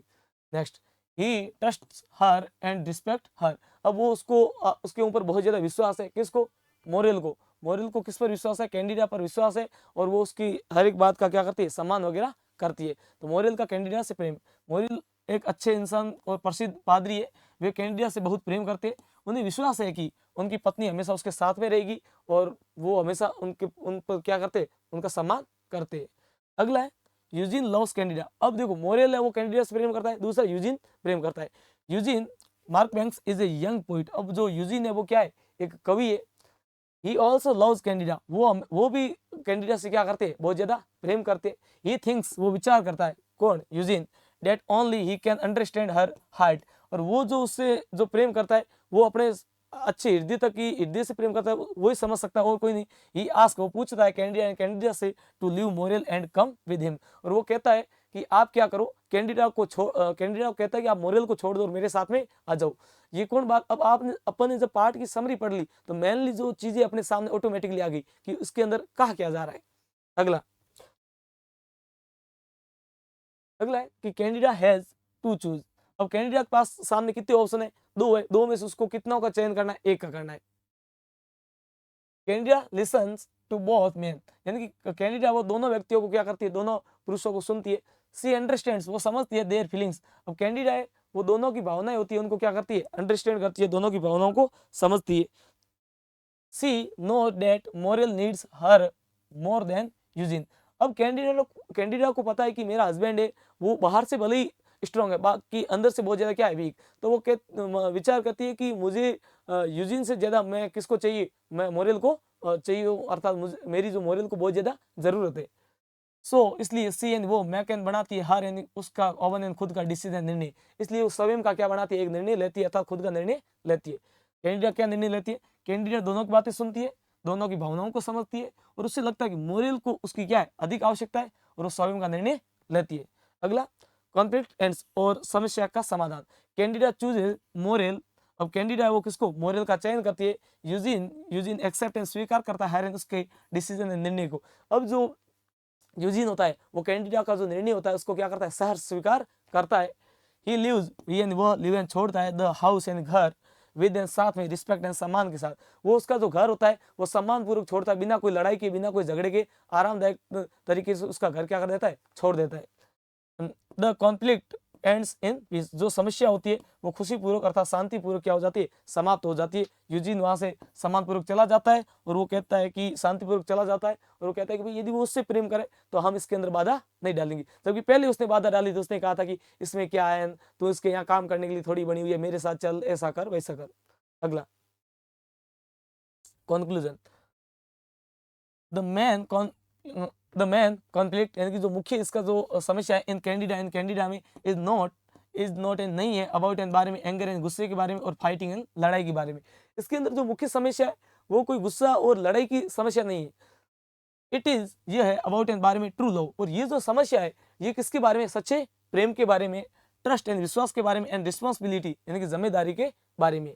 द प्ले यानी कि नाटक टीचर्स यानी पढ़ाता है, डेट यानी कि ट्रू एंड सत्य, लव यानी प्रेम, मीन्स एंड मतलब, केयर एंड ख्याल रखना, एंड सेक्रीफाइस और बलिदान करना। यानी कि ये नाटक अपन को समझाता है कि जो लव होता है, रियल लव, इसका मतलब होता है कि अपन एक दूसरे का क्या करें, केयर करें, ख्याल रखें, और दूसरा अपन उसके साथ में क्या कर सकते हैं, सेक्रीफाइस करें, एक दूसरे के लिए बलिदान करें। तो ये यही कह रहा है कैंडिडा का मुख्य संघर्ष क्या है, लड़ाई का नहीं, इसमें कोई लड़ाई नहीं होती है, इसमें प्रेम, विश्वास और जिम्मेदारी के बारे में लिखा गया है। और ये अपन को किसके बारे में, सच्चे प्रेम, और प्रेम के साथ में अपन को त्याग का संदेश देता है। नेक्स्ट, अब इसका अथवा वाला क्वेश्चन है, why does Candida choose moral, explain. अब कैंडिडा ने मोरल को क्यों चूज किया, इसके बारे में समझाइए। तो देखिए introduction. Candida is a wise, Candida है वो ज्यादा बुद्धिमानी और एक काइंड एंड दयालु वुमन एंड महिला। कैंडिडा है वो बहुत ज्यादा कैसी बुद्धिमानी है, उसको पता है कि किस स्थिति में क्या निर्णय लेना चाहिए, उसके साथ में वो बहुत ज्यादा कैसी है, हृदय विदारक महिला है। एट द एंड, अंतिम में, ऑफ द प्ले, नाटक के, सी हैज, उसके पास में, टू चूज, उसके पास में जो चयन होता है, बिटवीन एंड के बीच, मोरल एंड यूजिन, और मोरल और यूजिन के बीच में उसको एक चयन करना होता है। सी चूजेज, वो चयन करती है मोरल एंड मोरल का, बिकॉज एंड क्योंकि, सी लव्स, वो प्रेम करती है, ही में उससे, वो मोरल का चयन इसलिए करती है क्योंकि वो किससे प्रेम करती है, मोरल से प्रेम करती है। एंड नो, जानती है, डेट एंड की, ही मतलब वो नीड्स एंड आवश्यकता है, हर एंड उसके सपोर्ट यानी सपोर्ट की। अब वो जानती है कि उसको जो आवश्यकता है वो किसकी है, उसके प्रेम की आवश्यकता है, क्योंकि वो कहते हैं कि मेरा जो हस्बैंड है जिसका नाम क्या है, उसका नाम है मोरेल, मोरेल बहुत ज्यादा क्या है, कमजोर है, और इसलिए वो कह रहे हैं कि मेरा जो यूजिन से ज्यादा मेरे लिए इंपॉर्टेंट क्या है, मोरेल इंपॉर्टेंट है। कैंडिडा एक समझदार और दयालु महिला है। नाटक के अंत में उसे मोरेल और यूजिन में से एक को चुनना होता है। वो किसको चयन करती है, मोरेल को करती है, और वो जानती है कि मोरेल को उसके सहयोग की बहुत ज्यादा क्या है, आवश्यकता है। अगला, Morell is her husband and needs her. अब मोरेल को जो कैंडिडा की आवश्यकता है और किस प्रकार से, उसके हस्बैंड के रूप में। Morel and Morel is an है कैंडिडा, मतलब कैंडिडा का हस्बैंड यानी पति। जो मोरेल है वो कैंडिडा का क्या है, हस्बैंड है। दे एंड वे हैव एन पास में हैप्पी फैमिली। अब जो मोरेल और कैंडिडा है वो दोनों ही अपने अच्छे जीवन को जी रहे हैं, उनके पास एक खुशी वाली फैमिली है। दे यानी वे ट्रस्ट एंड विश्वास करते हैं इच अदर, यानी वो एक दूसरे पर विश्वास करते हैं। कैंडिडा मोरेल पर विश्वास करता है, मोरेल कैंडिडा पर एक दूसरे पे क्या कर रहे हैं, विश्वास करते हैं। कैंडिडा मतलब कैंडिडा नो एंड जानती है डेट एंड की Morel and Morel look and प्रतीत होता है स्ट्रॉन्ग एंड मजबूत। यानी कि जो वो कह रही है कि जो मोरेल है, कैंडिडा को लगता है कि मोरेल वास्तविकता में कैसा प्रतीत हो रहा है, स्ट्रॉन्ग, बहुत ज्यादा मजबूत प्रतीक होता है। बट लेकिन ही मतलब वह इज एन है soft and Mulayam from and से इनसाइड एंड अंदर की ओर। जबकि उसको लगता है कि वास्तविकता में वो बहुत ज्यादा कैसा है, सॉफ्ट है, अर्थात बहुत ज्यादा कोमल है। ही मतलब वह नीड्स एंड आवश्यकता है हर एंड उसके लव एंड प्रेम के बारे में, केयर एंड सपोर्ट। अब वो कह रही है कि मेरे जो हस्बैंड को मेरे प्रेम की और मेरे सपोर्ट की बहुत ज्यादा क्या है, आवश्यकता है। तो इसमें यही लिखा गया, सेम इसका हिंदी है कि मोरेल कैंडिडा का पति है, उसको दोनों का परिवार सुखी है, एक दूसरे पर विश्वास करते हैं, बाहर से मजबूत है, अंदर से मजबूत नहीं है। कैंडिडा का प्रेम देखभाल की उसको बहुत ज्यादा जरूरत है। अगला, यूजिन इज यंग। अब यूजिन कैसा है, जवान है। Eugene is young and emotional. अब यूजिन एक तो कैसा है, जवान है, और इसके साथ में वो कैसा है, एक इमोशनल भावुक लड़का है। अब कभी कभार इश्क में अपन को भावुक नहीं होना चाहिए, क्योंकि भावुक चीज ऐसी है, तभी 4 दिन की चांदनी फिर वही अंधी रात। अभी यदि इश्क में अपन भावुक हो गए तो फिर आगे बहुत ज्यादा क्या है, समस्या पैदा करेगी। और यही बात है, वो एक जो कैंडिडा है बहुत ज्यादा वाइज वुमन थी, और उसके हिसाब से उसने निर्णय लिया था। ही लव जो प्रेम करती है कैंडिडा कैंडिडा से, ही लव्स कैंडिडा, वो जो यूजिन है वो कैंडिडा से प्रेम करता है। बट लेकिन ही इज नॉट रेडी, लेकिन वो तैयार नहीं है फॉर फैमिली लाइफ। जबकि उसको इस प्रकार से पारिवारिक जीवन शैली में किसी प्रकार का कोई इंटरेस्ट नहीं है, बस एक दूसरे से प्रेम करो वगैरह इस प्रकार से। कैंडिडा कैंडिडा अंडरस्टैंड एंड समझती है दिस वेरी वेल। कैंडिडा को पता है कि आजकल होता है कि 4 दिन इश्क करो, फिर कोई परिवार वगैरह नहीं बसाना, नॉर्मली शादी वगैरह इतना नहीं करना, मतलब उसको परिवार के प्रति इंटरेस्ट नहीं है। किसको नहीं है, यूजिन को। तो वो कह रहा है कि यूज एंड थ्रो, 4 दिन इस करेगा फिर नहीं करेगा। तो इस प्रकार से उसको लग रहा है कि मैं इससे प्रेम नहीं करूं, मेरा हस्बैंड है, बढ़िया है, हम एक दूसरे के साथ में रहेंगे अच्छे से और अपने परिवार का ध्यान रखेंगे। अगला, Candida max the right choice. अब कैंडिडा ने सही निर्णय लिया। कैंडिडा चूज चयन करते हैं moral and moral because and क्योंकि सी एंड वो बिलीव एंड विश्वास करती है, डेट एंड की ट्रू एंड सत्य, love and Prem means and मतलब ड्यूटी एंड कर्तव्य। सच्चे प्रेम का मतलब वो कहती है कि कर्तव्य। प्रेम कोई सामान्य नहीं है जो अपन आए जाए करते रहे। प्रेम एक क्या है, विश्वास है, केयर, ख्याल एंड रिस्पॉन्सिबिलिटी, जिम्मेदारी। अब उसका मोरल है बहुत ज्यादा केयर करता था, तो वो कहता है कि प्रेम कोई सामान्य चीज नहीं है, इसलिए मैं किससे प्रेम करूंगी, मैं अपने मोरल से प्रेम करूंगी, और हम एक दूसरे का कर्तव्य निभाएंगे, हम एक दूसरे का ख्याल रखेंगे, और एक दूसरे की रिस्पॉन्सिबिलिटी अर्थात जिम्मेदारियों का क्या रखेंगे, ध्यान रखेंगे। सी रिस्पेक्ट्स, वो सम्मान करती है हर एंड उसके मैरिज यानी विवाह का, एंड स्टे एंड रहना चाहती है विद एंड साथ में हर एंड उसके हस्बैंड यानी पति के साथ। वो अपना जो विवाह जैसा पवित्र बंधन है उसका क्या करना चाहती है, सम्मान करना चाहती है, और वो कहती है मैं अपने हस्बैंड के साथ ही रहूंगी। कंक्लूजन, कैंडिडा एंड कैंडिडास डिसीजन निर्णय इज एन है वाइज एंड बुद्धिमान एंड फेयर, और उसका बहुत ज्यादा निर्णय है वो कैसा है, न्याय से भरा हुआ है। अब कैंडिडा का जो निर्णय होता है वो एक क्या है, बुद्धिमानी तौर पर होता है, और एक फेयर, फेयर का मतलब ठीक ठाक, और जो निर्णय वो उसका है न्याय से भरा हुआ। सी टीचर्स, वो पढ़ाती है डेट एंड की ट्रू एंड वास्तविक love and Prem is not only emotional. सच्चा प्रेम है वो इमोशनल नहीं है, बेबी यार आज आप नहीं मिलोगे डार्लिंग तो फिर हम मैं मर जाऊंगा, ऐसे हो जाऊंगा। तो सच्चा प्रेम भावुकता से नहीं है, अपन 2 दिन बात करें, किसी के सामने प्यार का इजहार करे या फिर रोए, तो ये कोई प्रेम नहीं है। प्रेम का मतलब एक दूसरे को अंडरस्टैंड करना, एक दूसरे के जो ड्यूटी है, रिस्पॉन्सिबिलिटी है, उनको संभालना। आजकल रोना करना जो पैसे का प्यार, इसमें कैंडिडेट पहले ही कहा था कि प्रेम कोई सौंदर्यता का प्रेम नहीं होता, प्रेम कोई पैसे का प्रेम नहीं होता। वास्तविक प्रेम होता है व्यक्ति के अंडरस्टैंडिंग पॉइंट का, यानी व्यक्ति दूसरे व्यक्ति को समझ कितना पाता है। It is also trust, duty and sacrifice, this is the main message of the play, और ये इसका क्या है, मुख्य संदेश है।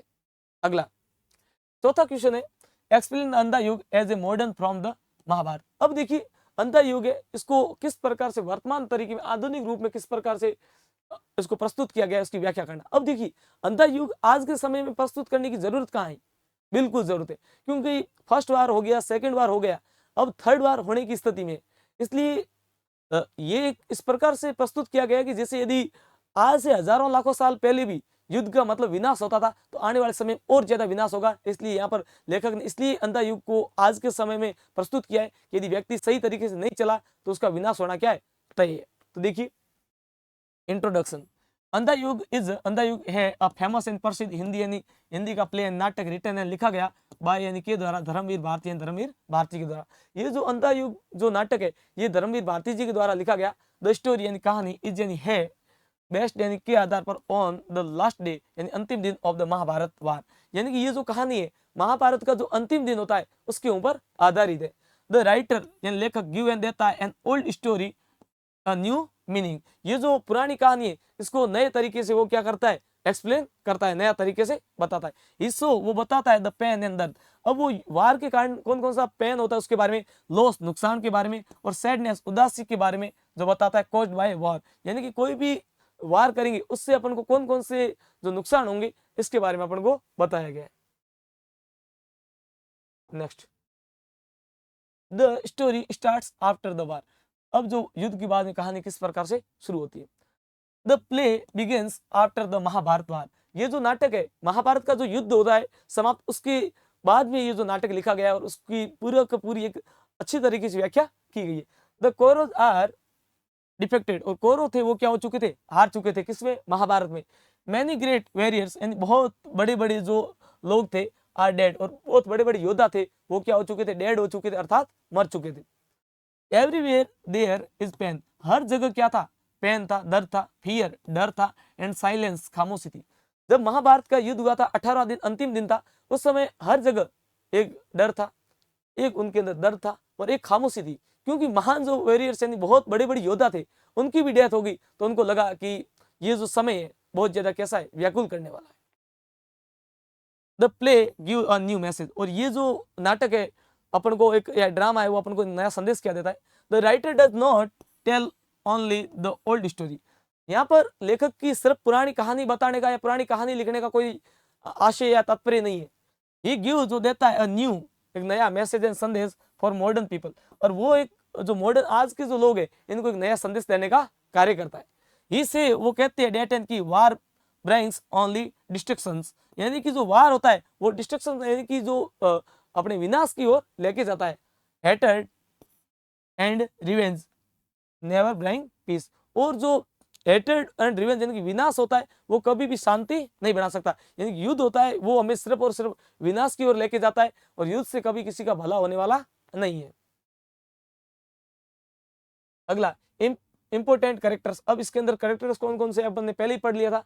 Dhritarashtra, Gandhari, Krishna, Ashwatthama and Sanjay are the main characters. Every character so pain, हर एक कैरेक्टर को बहुत ज्यादा क्या हो रहा है, दर्द हो रहा है, एंगर गुस्सा आया हुआ है, और होप हर एक व्यक्ति को अभी भी उम्मीद है कि अब वार समाप्त हो जाएगा, हमारा जो नुकसान है उसकी भरपाई। अब युद्ध होगा तो ए ग्रुप और बी ग्रुप सभी को क्या होने वाला है, नुकसान हो रहा है। कृष्णा देते हैं the message of truth and peace, और कृष्ण जी है वो सभी को क्या कहते हैं, लॉर्ड कृष्णा वो कहते हैं कि सभी को शांति व्यवस्था बना के रखे, और शांति का और सत्यता का अपन को क्या देते हैं, एक मैसेज देते हैं। The main lesson and conclusion, अब इसका मेन सार क्या है और इसकी जो सार क्या है और शिक्षा क्या है। The play teaches that the violence, अब जो ये अपन को नाटक है ये बताता है किसके बारे में, हिंसा के बारे में बताता है। डिस्टोर बोथ विनर्स एंड लॉसर्स, अब जो वार होता है तो वार से, हिंसा से विजेता को और जो हारने वाले दोनों को नुकसान होता है। ये जो वार होगा वार से दोनों लोगों को, देखो ये यही कह रहा है कि डिस्टोर बोथ विनर्स एंड लॉसर, जो युद्ध से नुकसान होगा वो दोनों को होगा। पीपल शुड चूज लव, लोगों को क्या करना चाहिए, प्रेम करना चाहिए। पीस, शांति बना के रखनी चाहिए। एंड ह्यूमैनिटी, मानवता के ऊपर ध्यान देना चाहिए। Andha Yug is called a modern Mahabharata because it gives an old story a new meaning. अब जो अंधा युग है इसको अपन मॉडर्न प्ले कह सकते हैं, क्योंकि जो महाभारत का जो ये है नाटक है, इसको इन्होंने क्या दिया, एक नया मीनिंग दिया। इन्होंने कहा है कि यदि आज के समय में हम युद्ध करेंगे तो हमारे लिए एक भयावह स्थिति बनेगी, जिससे हमारा जो ये संसार है कभी भी नष्ट हो सकता है। यदि तृतीय विश्व युद्ध हुआ तो आज के समय में कोई जिंदा नहीं रह पाएगा। Next, what is the role of Krishna in Andha Yug? Shri Krishna का अंधा युग में क्या भूमिका है? तो देखिए, introduction, Krishna is one of the most important characters in Andha युग। कृष्ण जी है वो अंधा युग के अंदर सबसे महत्वपूर्ण इसमें जो पात्र है। ही इज काम, वो बहुत ज्यादा शांत है, वाइज बुद्धिमान है, एंड काइंड दयालु है। सो वो दिखाते हैं the right path of people, वो लोगों को सत्य की राह दिखाते हैं। कौन? श्री कृष्ण। ही गिव्स, वो देते हैं होप एंड उम्मीद देते हैं, even and be in the time of great sadness, इस दुख की घड़ी में लोगों को वो आज अभी भी क्या करे, सांत्वना दे रहे, एक सुखद संदेश देने का कार्य कर रहे हैं। कौन? Shri Krishna. Krishna supports truth and give hope, Krishna है वो सपोर्ट करे लोगों को और ट्रूथ एंड सत्य का और होप के बारे में बता रहे, उम्मीद का दामन थाम रहे। Krishna always stand with truth and justice, Krishna ji हमेशा ट्रूथ सत्य के साथ में और जस्टिस यानी कि न्याय के साथ में खड़े। ड्यूरिंग के दौरान द वार यानी कि वार के दौरान ही हेल्प, वो मदद करते हैं द पांडव, वो पांडव की, बिकॉज एंड क्योंकि दे फाइट फॉर जस्टिस। अब वो जो युद्ध के दौरान है, जो कृष्ण जी किसको सपोर्ट करते? पांडवों को सपोर्ट करते। क्यों करते? क्योंकि they fight for justice to protect dharma, और उन्होंने जो युद्ध कर रहे थे वो किसके बारे में कर रहे थे? धर्म, अर्थात धर्म के बारे में युद्ध कर रहे थे। और कृष्ण भी क्या चाहते थे? धर्म। तो पांडु धर्म के कारण लड़ रहे थे, इसलिए उन्होंने उनका सपोर्ट किया। आफ्टर द वार, युद्ध के बाद, ही टेल, वो बताते हैं पीपल ने, लोगों को, that life must go on, और वो हमेशा the life must go on, अर्थात लाइफ में हमेशा आगे बढ़ने का या एक जीवन की अच्छी राह पर चलने का संदेश देते हैं। यानी कि युद्ध के बाद में वो लोगों को क्या करते? जीवन में हमेशा आगे बढ़ने का संदेश देते हैं। कौन देते हैं? श्री कृष्ण। श्री कृष्ण कहते हैं कि लाइफ मस्ट गो ऑन, जीवन में आगे बढ़ते रहिए। कृष्णा फेसेस गांधारी कर्ज, अब कृष्ण जी को जो गांधारी थी, इसने क्या दिया था? श्राप दिया था। उसको उन्होंने किस प्रकार से फेस किया, उसके बारे में। Gandhari is very sad because all her sons die, Gandhari थी वो बहुत ज्यादा दुखी थी क्योंकि उसके सारे बच्चे थे, उनकी क्या हो चुकी थी? डेथ हो चुकी थी। इन एंगर, इस गुस्से में, सी यानी वो कर्जेज एंड श्राप दिया कृष्णा एंड कृष्ण को।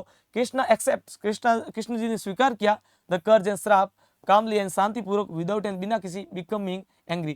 कृष्ण जी ने बिना कोई गुस्सा हुई और उसने जो भी श्राप दिया था उसको उन्होंने क्या किया था? सहर्ष स्वीकार किया। किसने किया? कृष्ण जी ने। कृष्ण जी को दिया किसने था श्राप?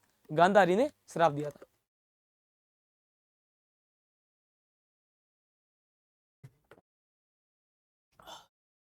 नेक्स्ट, अगला है कृष्णा टीचेज ह्यूमैनिटी, कृष्ण जी किस प्रकार से मानवता के बारे में बताते हैं, किस प्रकार मानवता के बारे में सिखाते या संदेश देते हैं। कृष्णा सेज, कृष्ण जी कहते हैं डेट एंड की रिवेंज एंड विनाश ब्रिंग एंड ले आता है मोर पेन। अब देखिए वो कहते हैं, कृष्ण जी बताते हैं कि भावनाएं होती है वो जो अपन जो कुछ भी शब्द बोल देते तो भावनाएं होती है वो अपन को क्या करती है? दुख देती है और विनाश की ओर लेके जाती है। Love truth and forgiveness make life better, अब जब व्यक्ति बहुत ज्यादा, जैसे कृष्णा से that revenge brings more pain, जब अपने में विनाश होगा वो अपन को बहुत ज्यादा दुख देगा, या अपनी भावनाएं होगी वो अपन को बहुत ज्यादा दुख देगी, या अपनी युद्ध जीतने की इच्छा होगी वो अपन को बहुत ज्यादा दुख देगी। इसके बजाय लव यानी प्रेम, ट्रूथ एंड सत्यता और फॉरगिवनेस, यदि आप किसी को माफ कर देते हो, क्षमा कर देते हो, तो ये हमारी लाइफ को क्या करता है? बेहतर बनाता है। हिज वर्ड यानी कृष्ण, उनके वर्ड गिव एंड देते हैं स्ट्रॉन्ग मैसेज टू सोसाइटी, और इनके जो ये संदेश है जो सोसाइटी यानी कि हमारे समाज को एक नया मैसेज देते हैं और हमेशा सकारात्मक सोच का विचार प्रदान करते हैं। अगला, conclusion, Krishna is the symbol of truth, Krishna ji है वो किसका प्रतीक है? सत्यता का, पीस शांति का, एंड होप उम्मीद का इन अंधा युग। अब प्रश्न आ जाए कि कृष्ण जी किसका एक सिंबल है, तो कृष्ण जी है वो एक ट्रूथ सत्यता का है, उसके साथ में शांति का है और इसके साथ उम्मीद का है। ये टीचर्स वे पढ़ाते हैं पीपल एंड लोगों को टू लिव एंड छोड़ना वायलेंस एंड हिंसा, यानी वो लोगों कहते हैं हिंसा छोड़ो और फॉलो ह्यूमैनिटी, और आप मानवता का अनुसरण करो, लोगों की मदद करो, हमेशा हर एक का भला चाहो। His role makes the play meaningful, और उनका जो ये रोल है, उनकी ये भूमिका है, ये इसका अपन को क्या करती है? अर्थपूर्ण बनाती है। अगला क्वेश्चन, पांचवा, how has Girish Karnad presented the story Yayati in a new way, यानी कि जो गिरीश कर्नाड है, इन्होंने ययाति जो कहानी है उसको नए तरीके से किस प्रकार से एक्सप्लेन किया है, समझाया है, अर्थात व्याख्या की है, उसके बारे में बताना है। तो देखिए इन्होंने किस प्रकार से, उन्होंने एक अपनी उनकी माँ होती है वो हमेशा ययाति के भले के बारे में सोचती है, जबकि इनका बड़ा भाई होता है वो कहता है कि अपन को इस प्रकार का लालच वगैरह नहीं करना चाहिए, कोई गलत काम नहीं करने चाहिए, हमेशा अपन को सत्य की राह पर चलना चाहिए। जब ये नहीं चलते हैं तो एक समय बाद फिर इनको वास्तव में लगता है कि मुझे गलत काम नहीं करना चाहिए, तो फिर वो एक बार जवान होते हैं, फिर अपनी बेटी को वापस अपनी उम्र दे देते हैं। तो उसके बारे में बताया गया है। तो देखो introduction, Yayati is a famous play written by Girish Karnad. Yayati है जो बहुत ज्यादा प्रसिद्ध नाटक है और गिरीश कर्नाड के द्वारा लिखा गया है। It is based on the old story of the Mahabharata, ये जो महाभारत की पुरानी कहानी है उसके आधार पर लिखा गया है। कर्नाल बताते दिस एंड ये स्टोरी कहानी in a new and modern way, और कर्नाड है गिरीश कर्नाड, वो इस कहानी को एक नए तरीके से बताते हैं। ये गिव जो देते हैं मोर एंड अधिक इंपॉर्टेंस एंड महत्वपूर्ण टू ह्यूमन फीलिंग, यानी कि वो भावना, व्यक्ति की भावनाओं को है वो बहुत ज्यादा क्या महत्वपूर्ण मानते हैं। ड्यूटी एंड रिस्पॉन्सिबिलिटी, और व्यक्ति की ड्यूटी को और रिस्पॉन्सिबिलिटी अर्थात जिम्मेदारी को। वो कहते हैं कि यदि आपको कुछ भी जिंदगी में करना है तो करिए, पर उन सबसे जो इंपॉर्टेंट है वो आपका कर्तव्य और आपको रिस्पॉन्सिबिलिटी। आप जिंदगी में प्रेम करना चाहो तो करिए, आप जिंदगी में घूमना चाहो, खेलना चाहो, जो भी करना है, पर आपको अपना ड्यूटी और अपनी रिस्पॉन्सिबिलिटी है और अंडरस्टैंडिंग पॉइंट है उसको कभी भूलना नहीं चाहिए, उसको हमेशा आगे बढ़ाता रहना चाहिए। अगला, old story with new idea, Karnad keep the old story but he adds new idea. Story पुरानी जबकि विचार नए। सो वो बताते हैं the problems of human life, वो मानव की जो समस्या है उनके बारे में बताते हैं। He tells that desire never and, वो कहते हैं कि मानव की जो इच्छाएं होती है, डिजायर होती है, विश, कामनाएं, वो कभी समाप्त नहीं होती, वो हमेशा नई नई उम्मीदें करता रहता है, नई नई होप करता रहता है। A person must learn to control them, एक व्यक्ति को खुद को कंट्रोल करना, खुद पर नियंत्रण करना, इसके बारे में उसको जरूर सीखना चाहिए। इंपोर्टेंस ऑफ रिस्पॉन्सिबिलिटी, यानी कि जिम्मेदारी क्यों महत्वपूर्ण है। द प्ले शो, नाटक बताता है डेट एंड की एवरी पर्सन, हर एक व्यक्ति हैज ड्यूटीज, हर एक व्यक्ति की अपना अपना कर्तव्य है। ययाति वांट्स टू, ययाति चाहता है एंजॉय, यानी आनंद करना, life and give his old age to Puru, और वो ययाति अपनी जिंदगी में आनंद लेना चाहता है, यानी कि वो गलत कार्य करना चाहता है या फिर वो एंजॉय करना चाहता है, योग विलास करना चाहता है, और तो वो क्या करता है अपनी पुरानी उम्र वो अपने सबसे छोटे बेटे पुरु को देता है। लेटर एंड बाद में ही अंडरस्टैंड, वो समझता है डेट एंड की this and is not right, ये सही नहीं है। ही यानी वो एक्सेप्ट एंड स्वीकार करता है हिज मिस्टेक, अपनी गलतियों की। अब उसने क्या किया था, दो महिलाओं के साथ संबंध बनाए थे। पहली महिला के साथ संबंध बनाने के बाद वो अपनी दासी के साथ संबंध बनाता है। दासी से संबंध बनाने के बाद वो जब उसकी जो ससुर होता है उसको श्राप देता है, सह साधु, वो कहता है कि तू जिंदगी में बुढ़ा हो जाएगा।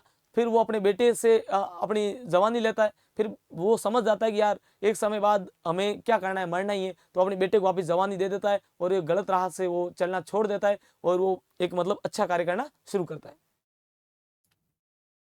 Human feelings and modern message, the play give importance of the love. अब ये जो नाटक है हमें लव के महत्वपूर्ण के पूर्णता के बारे में बताता है, पेन दर्द के बारे में, सेक्रीफाइस एंड बलिदान के बारे में, और फैमिली एंड परिवार के बारे में। हमें प्रेम करना चाहिए, पर प्रेम का मतलब ये नहीं है कि प्रेम करना नहीं चाहिए, इसका मतलब ये नहीं कि बिल्कुल किसी से नहीं करना चाहिए। प्रेम करो, पर एक व्यक्ति से कीजिए, परिवार से कीजिए, माता पिता से कीजिए। ऐसा नहीं कि आप सेक्सुअल रिलेशन बनाना या प्रेम मानो, इन्होंने यही किया था। तो इन्होंने इसका मतलब मुख्य यही है नाटक का कि आप किसी से प्रेम करो तो एक पर्सन से करो, उसके साथ में आप अपने नैतिक कर्तव्य, आपके क्या कर्तव्य है। पत्नी के कर्तव्य है कि वो अपने हस्बैंड के अलावा किसी से बात नहीं करे, हस्बैंड का कर्तव्य है कि वो अपनी वाइफ के अलावा किसी से बात नहीं करे, बेटों का कर्तव्य है पिता की आज्ञा का पालन करे। जब पिता ही ऐसा होगा तो बच्चे भी कैसे होंगे। तो ये कह रहे हैं कि अपन फैमिली नहीं बचा पाएंगे। जब अपन फैमिली कब बचा पाएंगे, जब एक पिता होगा वो क्या होगा, सर्वश्रेष्ठ होगा। Real happiness comes from duty, real happiness यानी वास्तविक खुशी कब आती है, जब अपन अपना कर्तव्य मानते हैं कि वास्तव में मैं मेरी पत्नी के अलावा किसी से गलत संबंध नहीं बनाता हूं वगैरह, इस प्रकार से। सेल्फ कंट्रोल, आपका खुद पर कितना नियंत्रण है इससे, एंड सेक्रीफाइस, आपके बलिदान से। This message is useful in every age, और ये जो मैसेज है ये सभी के लिए क्या है, बहुत ज्यादा महत्वपूर्ण है। हाँ, अगला है conclusion. Girish Karnad has represented the old story of Yayati in a fresh and modern वे।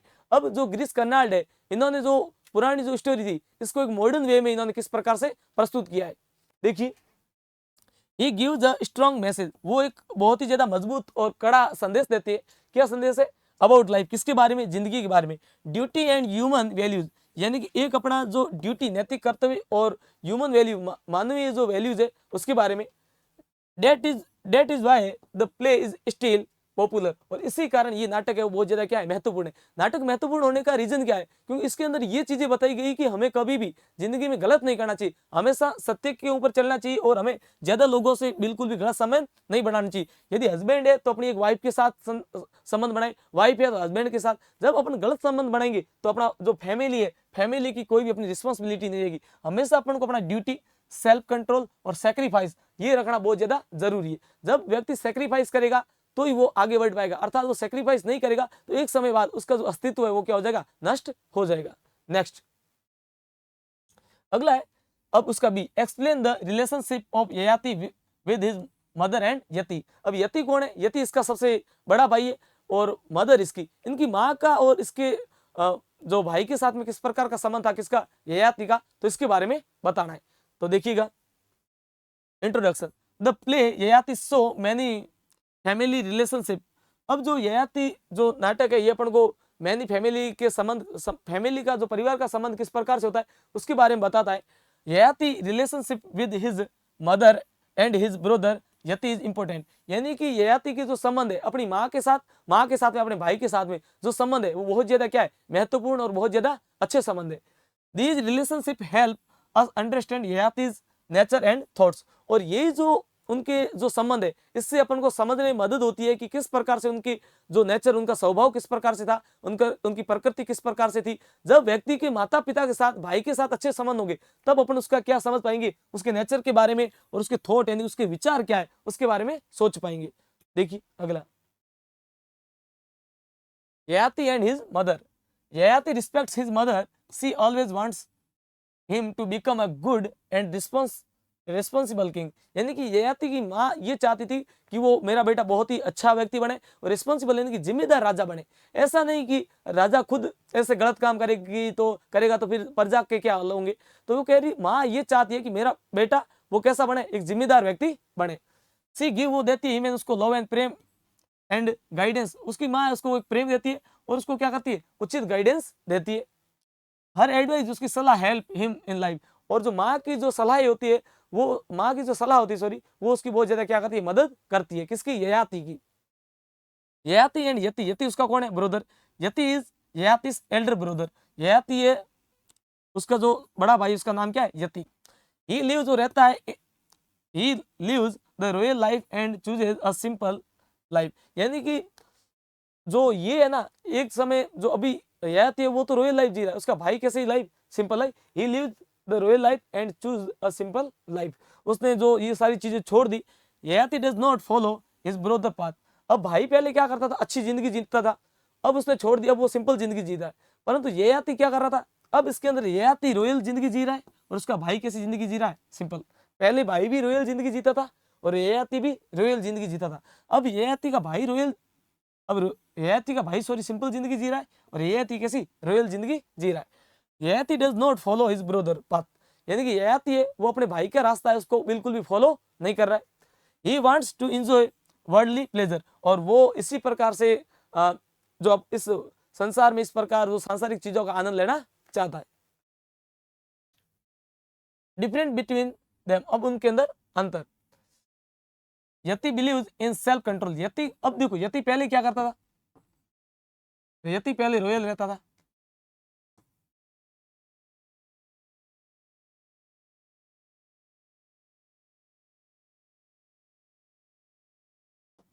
अब देखो यति और ययाति, यति पहले कैसे रहता था? रॉयल, और ययाति भी कैसे रहता था? रॉयल। अब क्या हुआ कि यति अब कैसी जिंदगी जी रहा है? सिंपल या नॉर्मल, और अब ययाति अभी भी कैसी जी रहा है? रॉयल। तो इससे ये फर्क है कि यति ने तो संसारिक चीजों को समझ लिया और समय के साथ चेंज हो गया, जबकि ययाति वो समय के साथ चेंज नहीं हुआ। एंड सेक्रीफाइस, अब ययाति ने कुछ भी खुद के अंदर अभी इंप्रूवमेंट नहीं किया, जबकि यति है उसने सेल्फ कंट्रोल, सेक्रीफाइस, बलिदान के बारे में जान लिया। Yayati believe in pleasure and comfort, Yayati यही चाहता है अभी तक कि मैं हमेशा खुशीपूर्वक जीवन जीऊं और मैं खुद में संतुष्ट रहूं और खुद को कंफर्टेबल बनाना चाहता है, वो सांसारिक चीजों में आज भी क्या रखता है, आनंद रखता है। Their different ideas make the story more meaningful. और उनके अलग अलग विचार है, उनके अलग अलग विचारों से ये कहानी है वो जगह क्या बनती है, डिफरेंट। क्योंकि एक भाई यति पहले गलत जिंदगी जी रहा था, उसने सुधार कर दिया। दूसरा भाई हयाती पहले भी वैसी जिंदगी जी रहा था और अब भी वैसी जिंदगी जी रहा है। इसका मतलब जब दो आइडिया अलग अलग मिले, जिससे एक अच्छा जो अपन को कहानी समझने में एक जो आसानी हो गई। Lesson from their relationship at the end Yayati understand that Yati way of life is better. अंत में जो ययाति होता है इसको समझ आता है कि मेरा भाई जो यति था, मेरा भाई जो यति है, इसका जो जिंदगी जीने का तरीका अच्छा है। मेरा भाई पहले गलत रास्तों पे था, अब सही है। ही लर्न सीखता है, लर्न सीखता है डेट एंड की डिजायर एंड इच्छा नेवर एंड। अब ययाति को भी पता चला कि जो अपनी इच्छाएं होती है, डिजायर होती है, वो कभी जिंदगी में पूरी नहीं होती है। He accepts self control and responsibility. और अब ययाति ने भी क्या किया, उसने सेल्फ कंट्रोल यानी खुद पर नियंत्रण और रिस्पॉन्सिबिलिटी यानी जिम्मेदारी को क्या कर दिया, स्वीकार कर दिया। Conclusion, the relationship of Yayati with his mother and Yati teaches the importance of the family. अब ये पूरा अपन को नाटक प्ले पढ़ने से पता चलता है कि अपने फैमिली के प्रति, परिवार के प्रति क्या रिस्पॉन्सिबिलिटी होनी चाहिए, अपनी क्या ड्यूटी यानी कर्तव्य होना चाहिए, और अपन को खुद पर किस प्रकार से खुद पर नियंत्रण रखना चाहिए, इसके बारे में बताया है। It also show that the true happiness, यानी कि ये हमें बताता है कि जब वो व्यक्ति खुद पर नियंत्रण रखता है तो यही उसका क्या है, वास्तविक खुशी है। Comes from a simple and honest life. और जब अपन खुद को फैमिली के प्रति और खुद की ड्यूटी अपन निभाते हैं, सेल्फ कंट्रोल रखते हैं और अपन गलत काम नहीं करते, तो इसका मतलब इससे अपने अंदर में एक नई ऊर्जा पैदा होती है और अपन को नई खुशी मिलती है। और वही जो अपन को ऑनेस्ट लाइफ अर्थात जो ईमानदार वाली जिंदगी जीने का मौका देती है। तो इसी के साथ आपका ये जो मॉडल पेपर है पूरा हो गया। अब देखिए इस मॉडल पेपर में सबसे पहली महत्वपूर्ण बात यह है कि क्वेश्चन आपको लैंग्वेज चेंज होगी, आंसर यही होंगे, क्योंकि अपन ने चैप्टर की समरी पढ़ ली। जब पार्ट की अपन समरी पढ़ लेते हैं, सारांश पढ़ लेते हैं, तो सारांश के आधार पे आप सब कुछ इसके अंदर कुछ जैसे कि रेफरेंस टू कॉन्टेक्स्ट है, सेम नहीं है तो उससे मिलता जुलता है तो भी आप लिख देना। बाकी रेफरेंस सभी का सेम रहेगा, कॉन्टेक्स्ट लगभग सभी का सेम रहेगा। आधे क्वेश्चन आंसर आपके इसमें से आपको देखने को मिलेंगे। तो आप एग्जाम टॉपर के साथ बने रहे। आप सभी का बहुत बहुत धन्यवाद। आपको परीक्षा के लिए शुभकामनाएं।